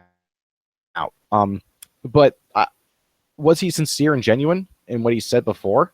Like, even if he was like a shill, like I've heard someone make that that speculate that he might have been like this guy who was planted there to just be like a defeatist shill, where he boosts everyone up and then he just topples them all down. I don't think that would make sense, but anyway, yeah. Go on. I do think that IA at the end of the day actually did believe what he said, so that I would say that Intern Aristocrat did believe what he said. And what did he say? You didn't specify. Oh, well, it has to do with his earlier videos. He basically talked about, how did he sum it up? He talked about journalistic ethics, SJW ideology, and how games are being being made worse in his original conspiracy series, which is basically 4 videos. And yeah, he touched on all those points. And as far as I can tell, he has been consistent in the views that he's been professing, with very little room for error. Like, there were some moments where he basically there are some things that I think are questionable in his decision making, but when it comes to his overall body of work and his content as far as his videos goes, even if you go back to his older videos, they're fairly consistent. Yeah. So I would say had the best interests out of all the big voices, and he was a pretty big one. But a lot of the other names, no. And even with IA, you could argue that I'm wrong in that one. He was just doing it for social clout, which I've also accused him of as well. But I mean, if he was to do it for social clout, then would he basically be doing it like all the other ones, like Sargon, Monday Matt, and so on and so forth? That's a good point, actually. he wouldn't have, just like took off and left and like made his own identity. And on top of that, when he goes by the name of Mr. Medicare and people like found out about him, he's like, no, go away, like don't, like I don't want you guys here. I don't think that's somebody like who is like looking, just to build a rep. Or using reverse psychology. Probably. Well, then he's still making he's only making like political concerns about videos that he wants to do, like for social justice issues. Like I think he pretty much. I think he's getting ready to pack it in, to be honest, because he recently said that he wasn't going to make any more videos. I really hope he. Sorry, go ahead. Sorry. I really hope he changed his mind because his videos were good. I can find little fault with them. There's some errors here and there, but nothing major. Like, yeah, because he mostly focuses on the Tumblr crowd and how they act and how they behave in general. Oh well, I'd go recommend watching. I think he's actually moved away from that. The last Tumblrism video he did was about Otherkin. He's been talking about much more serious stuff, like that, like invasion of privacy, internet censorship. Yeah. What else is there? The scandals, the Breitbart scandal. Yeah. Where he proved himself to be a better at journalism than most journalists that have that title. Yeah. You know what? You could say that for the majority of people on YouTube who just talk about the news, and they don't have like a master's degree or PhD in journalism, yet they can still do the job of journalist 10 times over, which is really, really sad. Yeah. But as far as any other big names that really have the interest of the consumer revolt at heart, I think one name that comes to my mind was Tyler Valle, if you've ever heard of him. Yeah, I remember him, and Tyler was all right. I wouldn't consider him a big name though. He was kind of like he definitely did make a name for himself off of Gamergate, but he was all right. I really can't say there's anything I have any issue with the guy. So yeah, I do remember at one point he did fall into the e-begging trap, but I think that was out of desperation more than anything else. And really, if I was to list every single person that did that, I'd be here all night. So it's kind of like I think it's dumb to do that, but there's only so many of these people I can bitch about. Yeah. Right. What is this not my table thing? What? Oh man. What is this? Okay, Not My Table is a hashtag started by SJWs to basically promote safe space mentality in D&D. What? Yeah. This has been a thing that's been going on for a while. Basically, it's like it's basically where SJWs feel that tabletop and tabletop gaming is this whatchamacallit. Let me guess, a cesspool for straight white men. Yeah, that's honestly, yeah. Just to boil down, if you want to basically boil it down to that, yeah, that's pretty accurate because they believe there's problematic elements and people aren't giving enough trigger warnings and they're not giving out X cards. Yeah, seriously, they have a system of trigger warnings where they just give each other cards. I played D&D myself, and I'll admit that. And I played second edition version of it, and let me tell you, it is difficult. You have to know the mathematics. You have to know the system. You have to even know the cost and everything. Did you roll to check your privilege? Yeah, you have to. Yeah, that's pretty much what they're doing in this game right now. Is that they're trying to make it more friendly to women. Look, my first DM was a woman. Okay, like hold on a second. Like, first of all, I think there was like a guy before, like, who was talking about, how there was like similar issues with SJWs in tabletop gaming, like way back. There is. That was Gimmershoe, I think. Yeah. And did they honestly just base Not My Table off the hashtag Not Your Shield? Yeah. Good Lord. Yep. Oh. The thing about not my table is basically like, oh, I don't want this problematic element in my games. I don't want misogyny and harassment in games. If you're going to hit on my character, you have to make sure you get her. No, fuck you. I'll play my character however I want. Yeah. That's pretty much what it boils down to. Because the world doesn't operate that way. No, it doesn't. And you basically, it's basically, you know, it's basically that like there's two rules in D&D. Well, not two rules. There's how to phrase it. It's difficult for me to just sum up in a sentence, but basically the DM, the game masters or the DM, the dungeon master is going to want to arrange the game, the story, in however he wants it to be, and he's going to want the players to have a certain amount of freedom to interact with the world story and stuff like that. It's not going to conform to these notions of like civility or whatever these SJWs want to push out that are just complete bullshit anyway.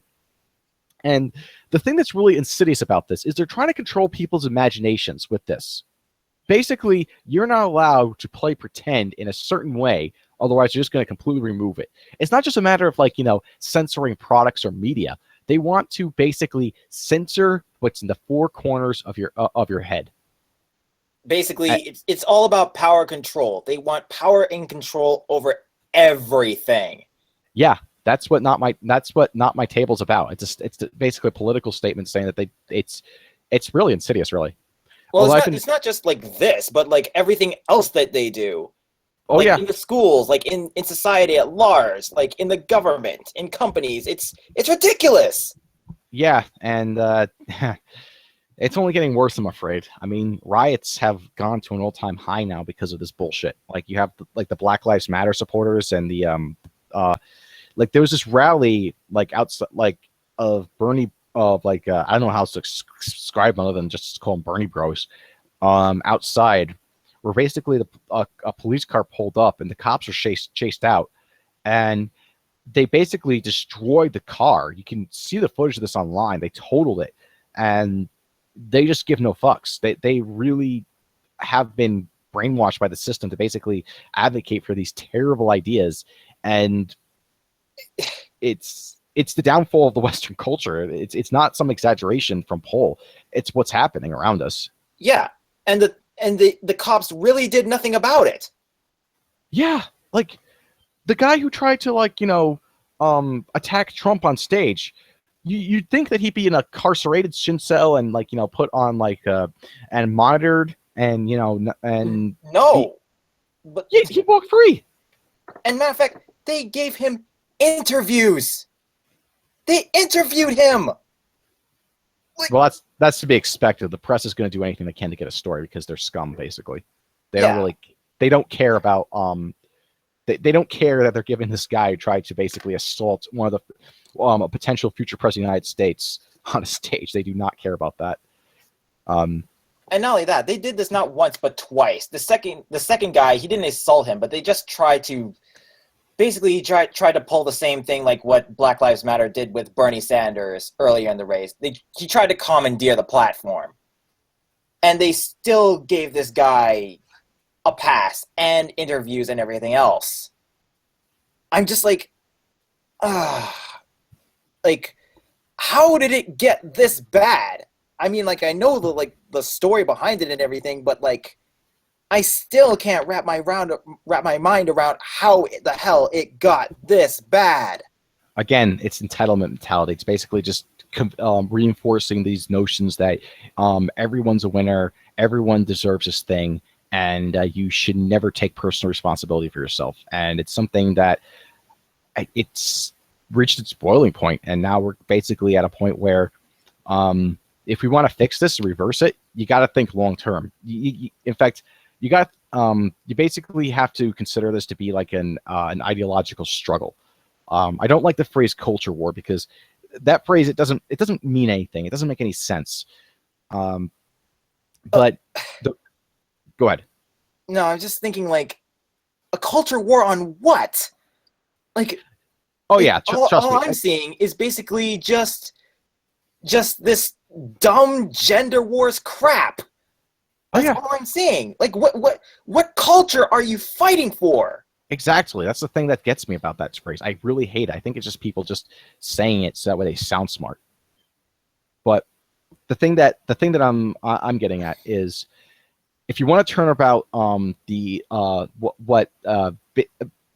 if you want to turn about what the left's been doing to America and Western society in general, you basically have to inoculate future generations to go ahead and be able to resist their ideology.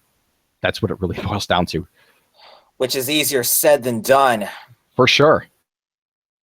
I mean, it's kind of like I'm looking at options, and I like to find new ways to basically to enable consumers to basically fight back against the establishment, because I do think that's ultimately going to come down to finances. That's really going to win out. Yeah, I do agree. But it's becoming harder because people just aren't willing to basically take the power in their hands and basically use their power as consumers. Probably the easiest method, though, would be more boycotts against this kind of bullshit. Like when it comes to games industry, anyway. When it comes to the larger things, bigger picture, yeah, I could go into I could be here all night talking about all the problems, but yeah, you gotta do one thing at a time at this point. Yeah, so, and with the games industry itself, well, we're already here's the just struggling with that creed thing alone. that people are talking about. It says right here, not at my table. The mindset of GMs and players adopt. It's a stand up and let it be known that certain actions won't be tolerated. Not at our table, not at our games. This is where we go and escape and feel safe and have fun. And as the creators of these worlds, we have an obligation to make sure this space is safe for everyone. With us in mind, Lord. we don't know the room for hateful, racist, sexist attitudes in any way, shape, or form. Like in D&D, there's always going to be racism. In every storyline, there's racism. There's no point. No, there's no point in delineating into like justification for it, because the justification I give is I play my games however I want, and if you're offended by them, don't play. Yeah, because like, that's it. if I have to fight a bad guy that is trying to let orcs invade my safe space, fuck that. I would have to fight back. Also, speaking of fighting back, doesn't it feel like it's going to get to a point where something's going to give and something's going to break, and then the people have to realize that their backs are against the wall and they're going to have to fight back? It does really feel that way. Yeah, it will get to that point, but basically, for most, like, okay, well, if you really want to look at the how do I put it? If you really want to look at the bigger picture, like looking at the bigger picture, what I see happening is, like, I don't want to sound like doom and gloom and everything's pessimistic, but I do think that we're headed for. Actually, I know for a fact we're going to be headed to war, because look at it. We have ISIS up there, cropping up, and I'm not completely satisfied with this idea that America's going to go to war with them. Like, as much as I detest Islam, like completely, I find it even worse than liberalism. Mm-hmm. I don't think it's in the U.S.'s best interest to necessarily go there. I really don't. Because the more I think about it, why are we bothering with Syria? Like, at all? Like, why do we bother with it in the first place? And really, what it comes down to is two things: oil and geopolitical relations with Russia. That's all I'm seeing with the Syrian war. I mean, I like, we already went through this with the war in Iraq, and you can even argue the war in Afghanistan was not really hitting Al-Qaeda where it hurts, which would have been Saudi Arabia. Although I'm all in favor of just completely removing Al-Qaeda from this earth, because fuck those guys. But when it comes to ISIS, let the Russians handle it. They have they have a vested interest there already with the bases, and they don't want to lose those because allegedly they have nukes or something. Let them take over that. Let them handle that region themselves. And I have no problem with allowing. But then again, they'll become another communist. No, I don't think that's the case, because I don't think Russia's communist anymore. Are they still? No, they're not. But they do have a They do have an ex KBG ex KGB. KGB leader in their ex KGB leader, who's Putin. Well, Because- the issue I'm seeing with this is basically if we go to war with Syria, it'll basically, if it's handled the same way that we handled Iraq, it'll basically be the same economic downturn that we got with that war. Yeah. And that really, there's no justification for the amount of money we spent into that. Like, there was severe strategic errors made in that war. Firstly, like disbanding the Iraqi regime. There was no point in doing that after we pretty much won the war, because we already toppled Kuwait. What was it? I forget. The capital of Iraq is not Kuwait, Baghdad. We already toppled Baghdad. We already took over the country in like the first few months, and after that, we should have just said, okay, you guys can retain your jobs, but you got to do this, and just put the terms and conditions on with them. Because when they went ahead and they said, all right, you guys all disbanded, they're still soldiers. They're going to do what soldiers do. And that's why that occupation in Iraq lasted so long. So if we do stupid shit like that, we're going to end up spending billions just to protect ourselves from our soldiers from UIDs and stuff like that. And let me explain something about that whole issue back then. I used to remember there was a controversy in tabletop about a game that was about the Iraq War, and it was on D20. And I recalled that this game D20 had to change the rules around in order to have games that don't involve, because D20 was like a big system back then, and they had to revise their policies about certain games, depiction of certain games and such, and they couldn't. And a lot of people were upset about this because this was censorship, and this was like back in, I believe, 2004, because there was a lot of big controversy that happened. Oh yeah. Hey Zamarin, how's it going? Hey, what's going on? Been a while.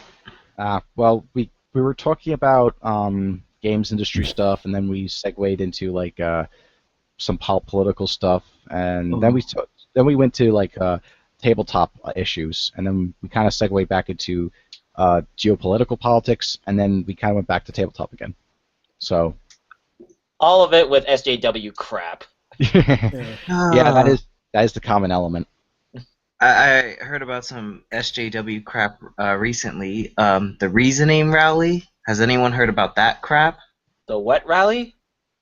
Thunderfoot talked about it in a video, and I heard about it. People talk about it on Twitter. It's practically these different movements together. It's LGBT, feminism, and Black Lives Matter movements together.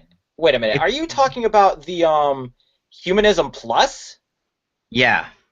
Oh yeah, we were talking about that. I mean, like I said, like humanism was supposed to be the movement for egalitarians. Like, why would you capitulate to the social justice movement? Yeah, It makes like no sense. in Thunderfoot's video, like there's a few famous people that are going to be at this event, and I cringed. I'm like, really, Johnny Depp, you're gonna be there? And then I saw people I like the Wu-Tang Clan. I'm like, are you guys for real? Wait. What? The Wu-Tang Clan was there? No, they're going to be there. Like, hold on, let me get a link so you guys can see the people that are going to be there. And of course, Bill Nye and Penn. Hold on, let me find a link. I was like, wow. I don't think this is going to go like too well though. But it's just a bunch of like, it's more of a SJW rally. I'll tell you what you do. And people got to do this. They got to get on board with this. What they should do is have a counter protest nearby.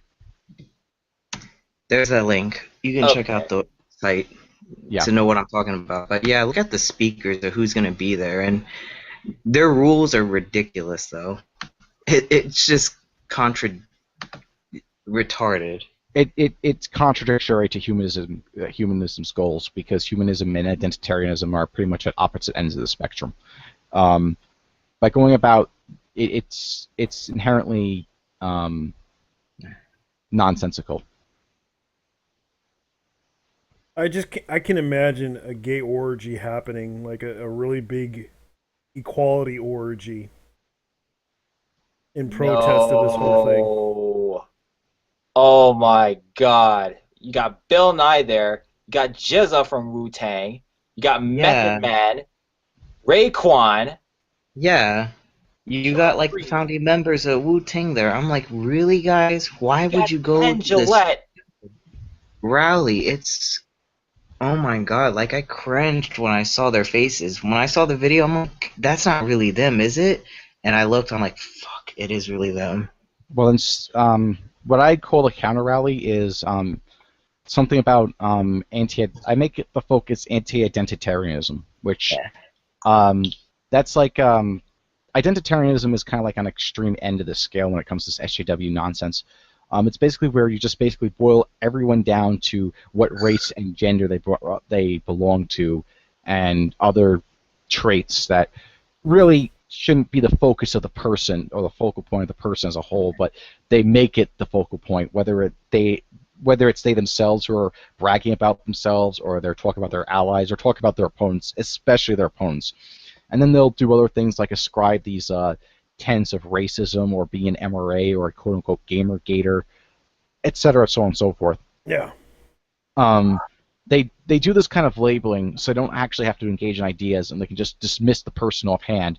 Oh, this guy is only here because he has a bad motive, or oh, this guy's only here because he's white, and white people are naturally inclined to racism, or something like that. Like, here's an example. The guy here is into feminism, thus he's trying to get laid with a bunch of women.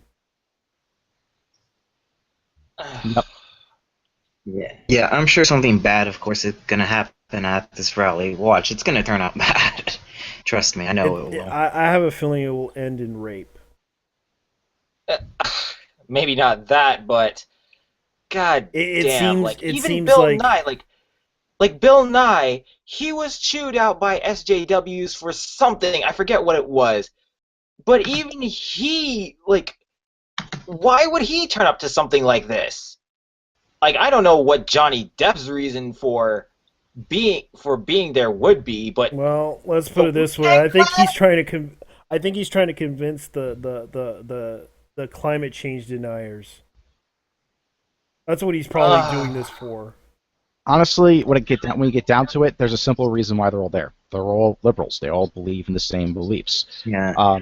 It's kind of like this. Like, identitarianism isn't necessarily inherently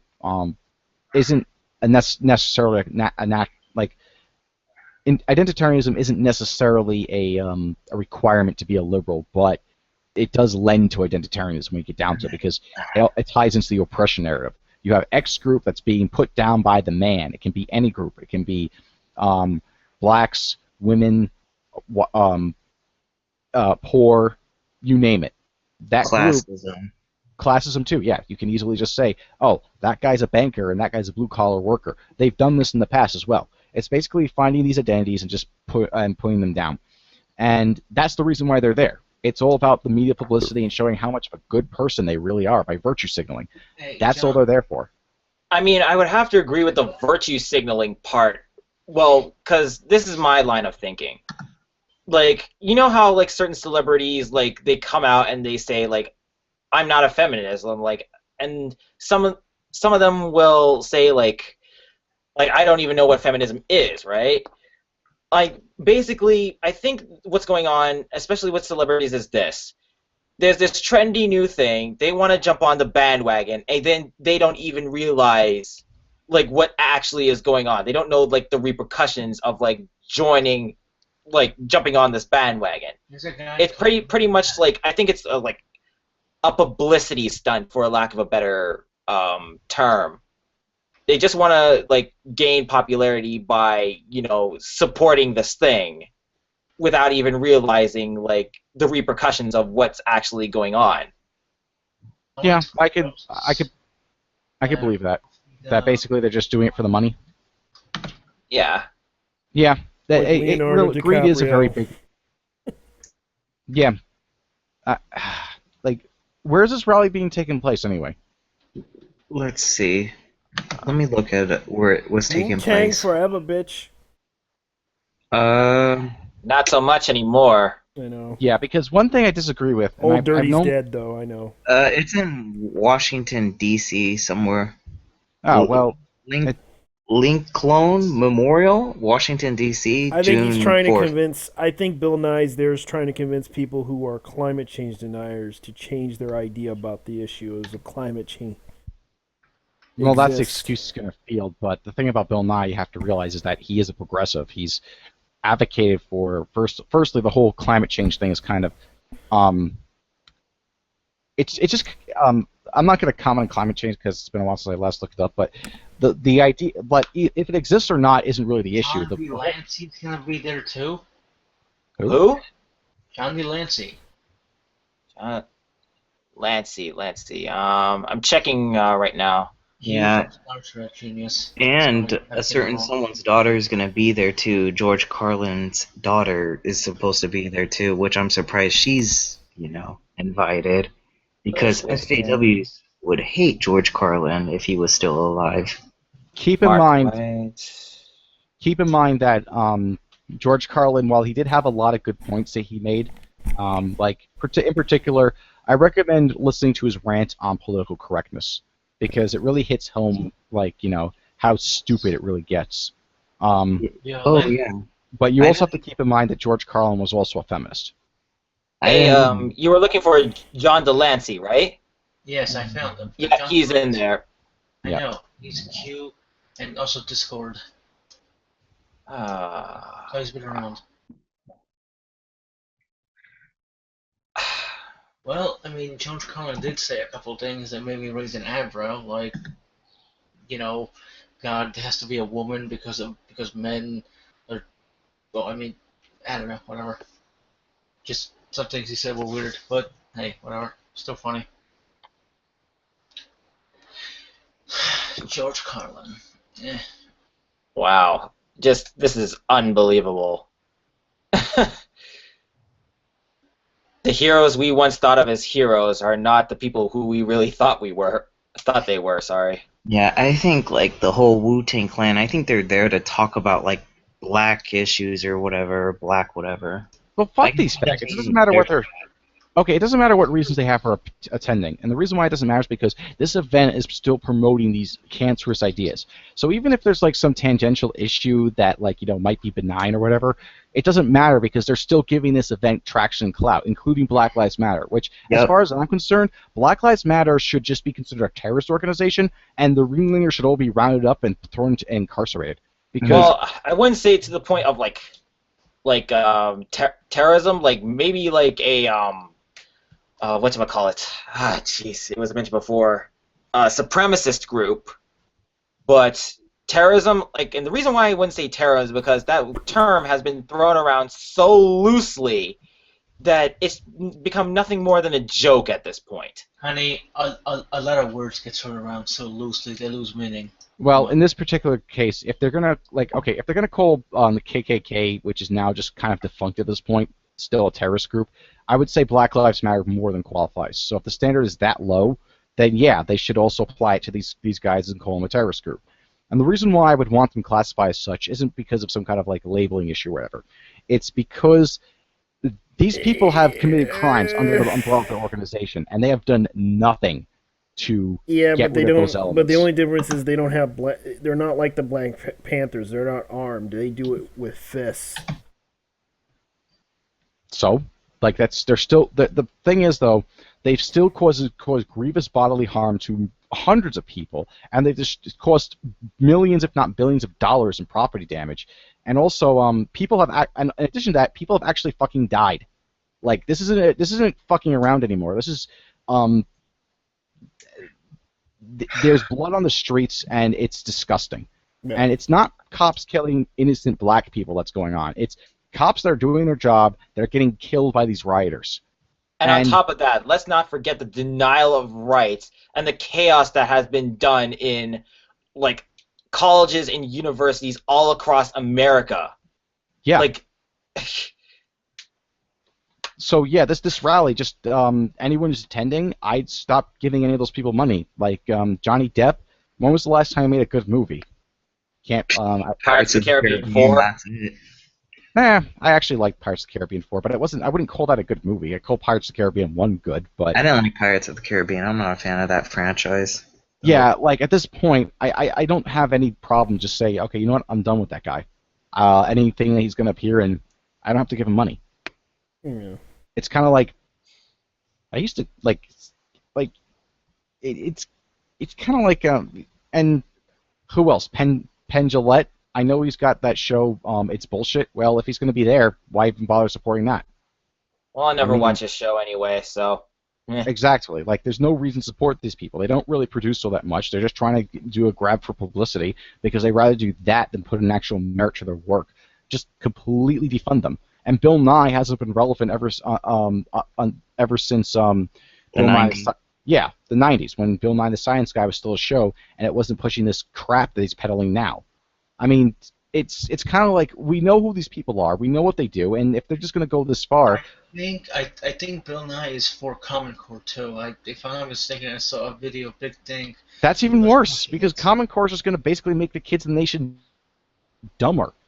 I mean, like, man, I'm just, wow. Yeah, I know. It's frustrating. It's just gonna force kids not to. Well, I talked to people about Common Core. I talked to a kid about this who was in college, and he explained to me what Common Core is. It's basically writing it down. All you're doing is writing the problem down. Well, basically, like Common Core, like what they plan to use Common Core to do is basically like a tool.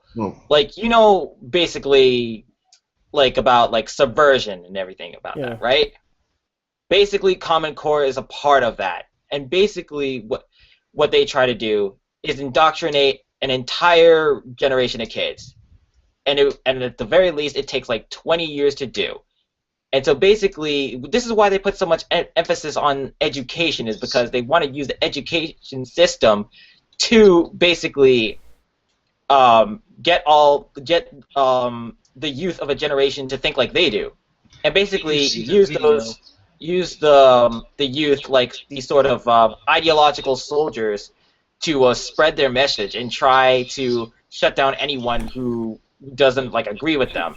Yeah. And basically, they tried to take over an entire area or an entire country ideologically without so much as like resistance from any like armed forces. Did you see the video of the founder saying he created Common Core to fight white privilege? Oh, you mean who was the creator of Common Core? Bill Gates? No, he funded it. Technically, Bill Gates says he funded it, but that wasn't the guy who specifically designed the thing. Who was it? I forget, but I saw a video of him saying, I made Common Core to combat white privilege, and I'm like, really? I can find the video somewhere. But like at this point, like I can at least speak for probably like America and Canada. Like it's gotten to the point where we have become nearly completely subverted. And the reason why I say nearly is because there's at least some resistance, but I don't know how much that resistance there actually is. Well, I know there's us, but I don't know who else is resisting out there. And it is going to get to the point where we're going to go further down the stages. And as you said, John Kelly, it might just hit civil war. And at that point, what are we going to do? What I'd really recommend people do is plan long term. And by that I mean get as much money as you can. If you can get guns, get guns. And I'm not saying this to join a revolution. I'm just saying that in self-defense. So anyone wants to take my words like just to clarify that, because I'm not in favor of just going out and enacting violence when it's not necessary. But I am fully in favor of people having the means to defend themselves.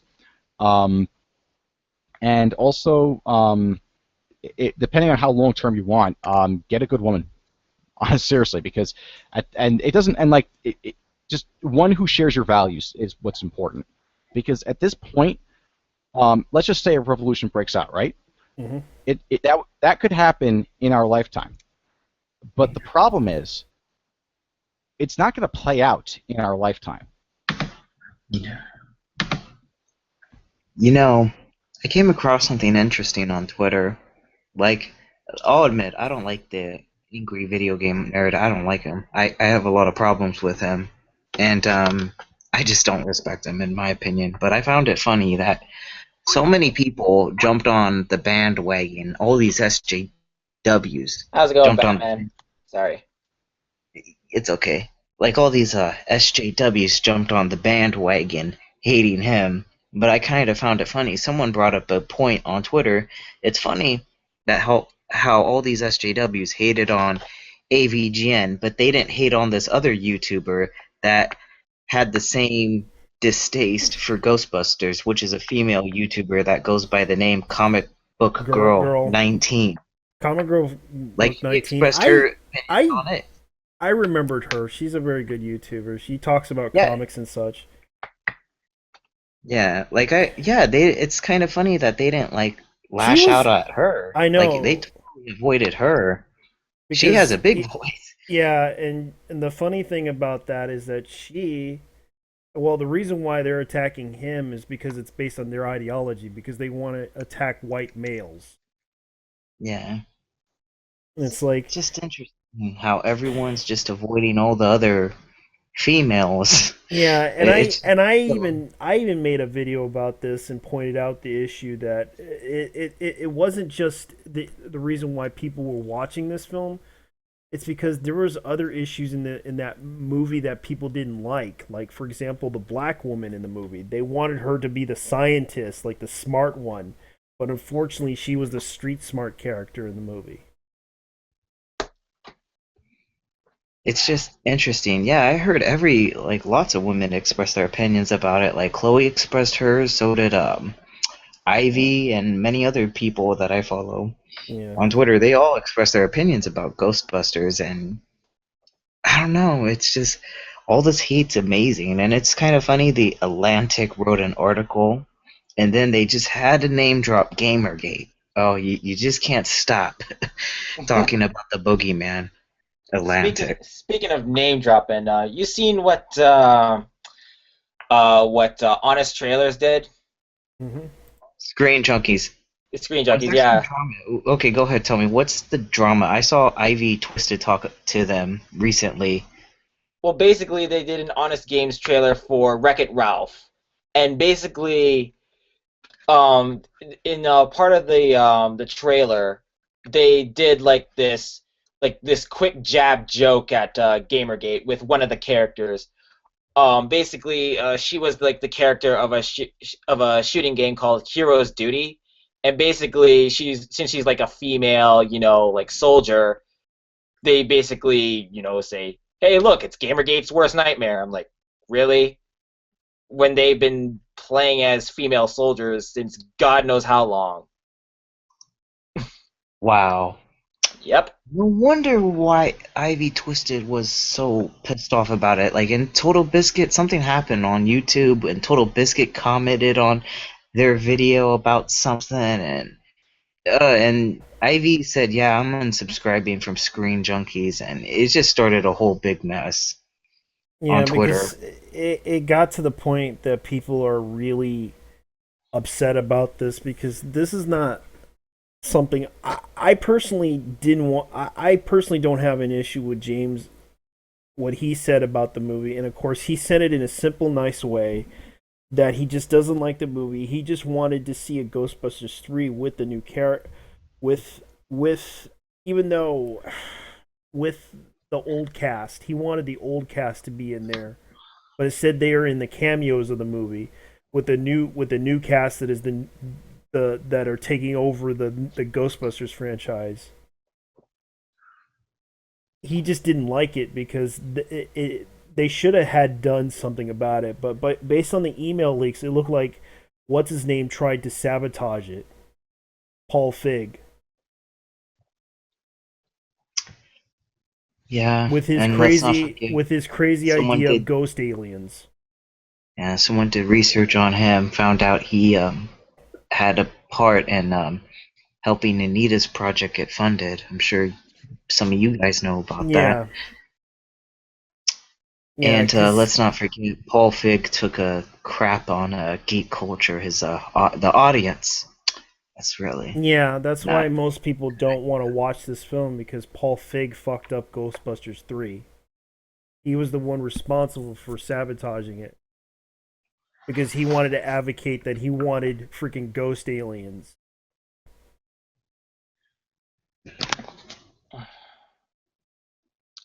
And what's his name? Bill Murray left. He didn't want to deal with this bullshit.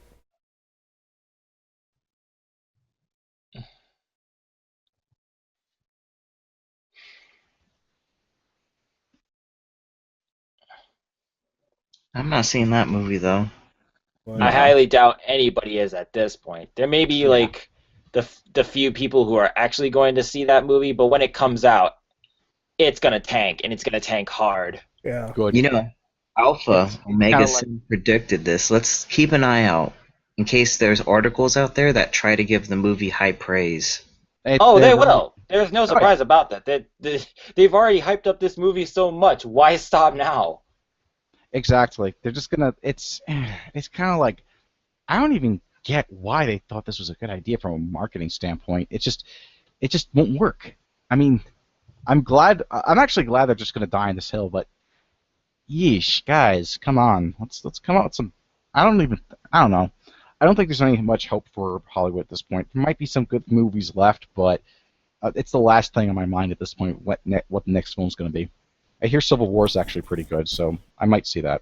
Well, from what I hear, it's pretty good. But the reason why I am not personally not seeing that movie is because, like, I know Marvel Cinematic Universe is limited, like, on the characters they can have and whatnot. But I've read Civil War, and the scope and scale of the whole event, like, just isn't there in that movie. Like, you have like these different like ideologies, different ways of thinking, like different ways of like solving problems and like the reasons behind it. Like, and it's not just like with Iron Man, Captain America, or even like Bucky Barnes. It's with the entire Marvel universe, and it's like a really big issue of like liberty versus, like, how should I say it? Like liberty versus justice, if I want to say that. Probably not, but for lack of a better way of describing it. But it's just like the elements that like should be there and like the seriousness of it all like isn't there, and that's why I'm not seeing that movie personally. I saw the movie. It was pretty good. I don't care for Spider-Man. I just don't. He's just so, I don't know. It's, in my opinion, he's just not. I don't know. He has the worst character development ever in movies. Yeah, and the thing about Spider-Man in Civil War is that he actually had a pretty big role in the whole event, where basically the reason why he was siding with Tony Stark, spoiler alert, but basically the reason why he was siding with Tony Stark was basically he was just trying to protect his family. And basically, he thought that what he was doing was right. You know, like, just protecting his family, protecting his people, and just doing what he thought was justice. But then, of course, he realized that some of the stuff that Tony Stark was doing was not just. It was injustice that Tony Stark was doing himself. So he was kind of a hypocrite at that point, which is why he switched sides over to Captain America. And it's stuff like that that never gets highlighted in the movie, and which is really, really sad. Yeah. And I think they even like they messed up the Captain America speech as well.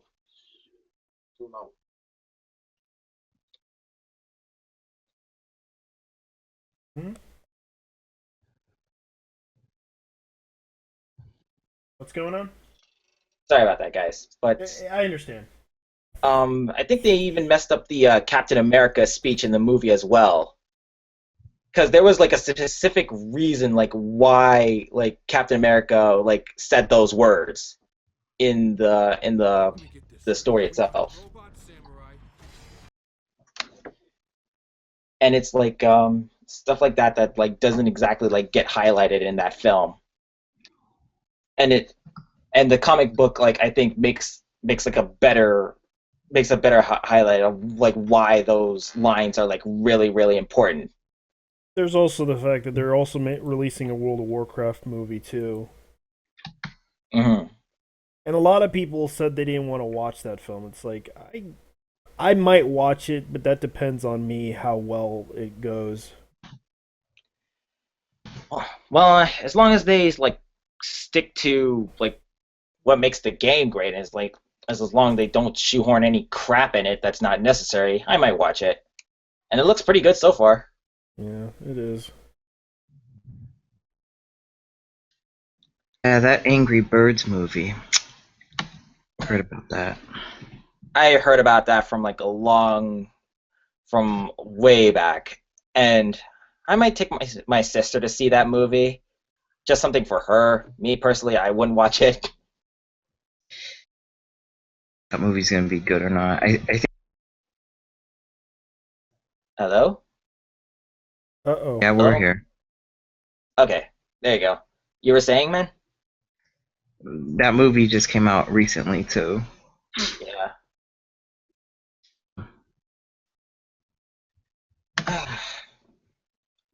I don't know, man. With everything that's going on, I just don't know how long this is going to last. I don't know because they're trying so badly to make this thing happen. And people are allowing it to happen. Yeah. Even the Republican Party is allowing it to happen, allowing certain things to happen, like the Obama plan for housing. They should really. I'm not sure why that. Well, Obama's basically going to do everything he can now that his time's almost up because he there's no consequences, at least not in further political advancement, because he's not going to run again for any kind of minor office. He's already been president for 2 terms. So we're going to see him do what Clinton did, and I think what Bush did, if I'm not mistaken, but I'm not 100% sure, where he's going to be more outspoken about the issues. He's going to be less worried about where the political consequences lie. So.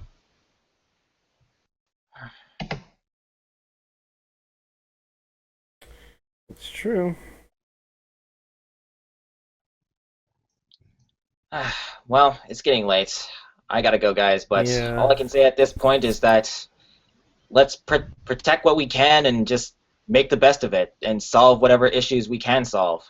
Yeah, I mean, keep in mind, it's not all doom and gloom. All that people really have to do is just stand up and speak for themselves and stop trying to rely on other people to get things done for them. If we can do that, then I think that there is a future, that there is a good future in store.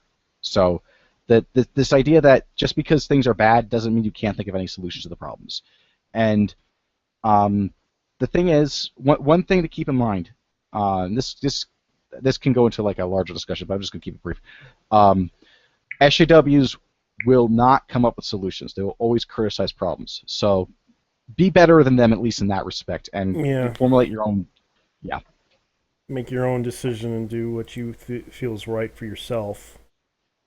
Well, do what's effective is what I'm saying. Yeah. Pretty much. Yeah, and one more thing before I take off. At this point, gamers are going to have to look out for them. Later. Good night.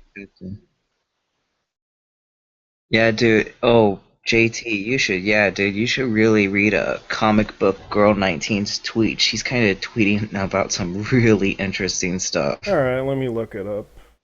Yeah. Like someone said to her, why do you have a hard time connecting with other women?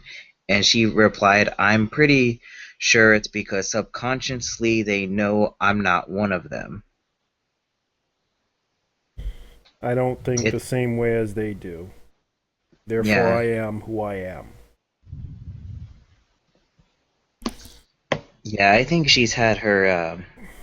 I think something tells me she's dealt with. She's dealing with certain people. Yeah. You can tell. And I know she's not an SJW, nothing like that though. She's just But herself. You know, I seen yeah, some of her she's herself. videos. She does talk about a lot of comic book stories, and I kind of like her video, some of her videos that she does about it. Um, I never really had an issue with it. I know that some people may or may not know this, but um, she's been around for years, and she knows how the business and everything. She can deal. She can basically talk about what's going on, and I understand that she basically, you know, kind of does like she kind of does read a lot of the comic books that she talks about. Yeah. She's spoken up in the past about the whole change the cover controversy too. Yeah, Which that I was don't. interesting. Yeah, because I don't really have an issue with it. It's like, you know, I understand that she's been around for years.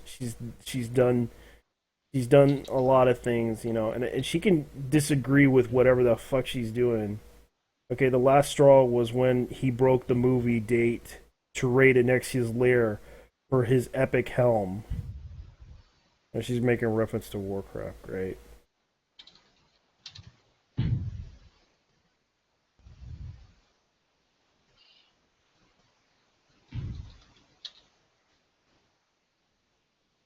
I propose they leave Ghostbusters the fuck alone and make a new movie. Then what would you propose that they should do? Like, it's an all-girl squad. Okay, so that's what she said.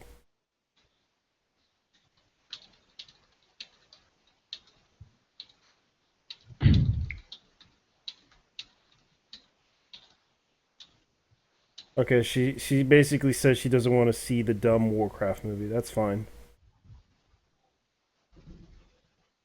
I understand.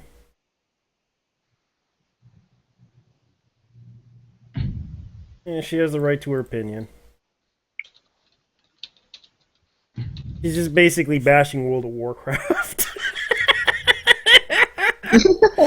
Yeah, she's making like World of Warcraft references, and it's like the day of Nexia's lair. Like, I've been to Nexia's lair once, and that was when they. And I remember my friend and me went in there as level 70s, and that was it. And we basically cleaned house on that place. I was like healer, and he was like some some warrior, and we were like just messing around, like exploring the place and getting new bags and a mount, hoping that the mount would drop in that Anexia layer.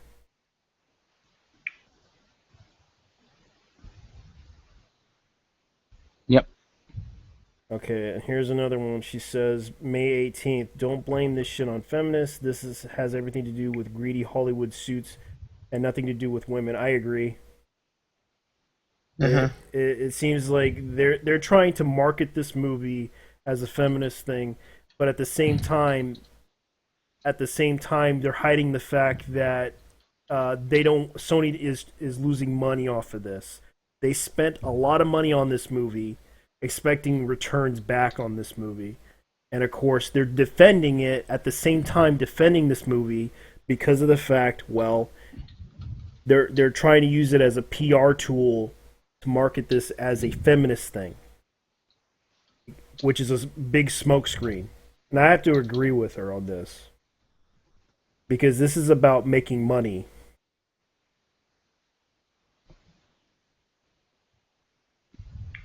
Oh, she made a video about the new trailer? Oh wow, I didn't know that. Yeah, I saw the new trailer, it didn't look good.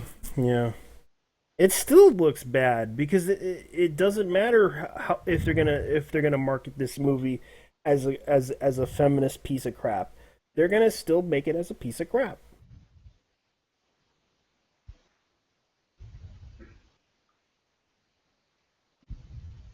It's still a piece of crap. no matter how they sugarcoat this with PR and such, people like myself are not going to watch this movie. Someone what is this?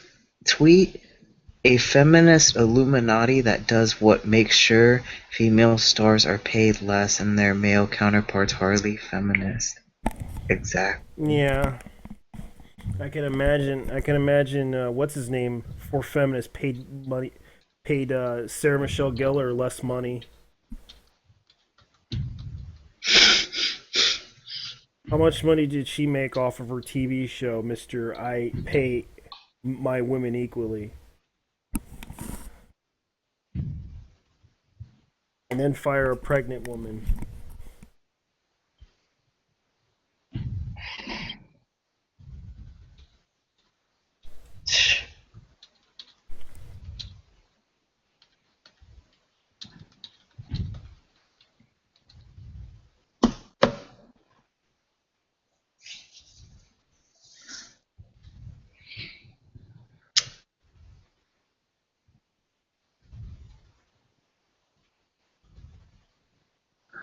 Okay.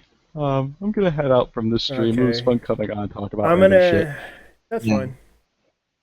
Thanks for coming, man. I appreciate your input on a lot of things. Yeah, sure thing. All right, have a good night. Yeah. Later. Back on every Friday. If you want to come in, you can come in anytime. Yeah, I can see Batman's online. He's like standing there all quiet. Yeah, he doesn't talk much. Yeah, I know. I understand. They just want to listen in and talk about the issues. So what? I'm gonna probably end this in 5 minutes. So what's on your mind? Just end it. Yeah, I'm just gonna do it. I'm giving you 5 minutes. What do you got to say right now? Yeah, don't go see Ghostbusters. Yeah, and also World of Warcraft. If you don't want to watch that movie, it's up to you. No one's forcing to put a gun in your head. If you want to watch the movie, watch the movie. If you want to if you don't want to see the movie, don't see the movie. Other than that, we'll leave it alone.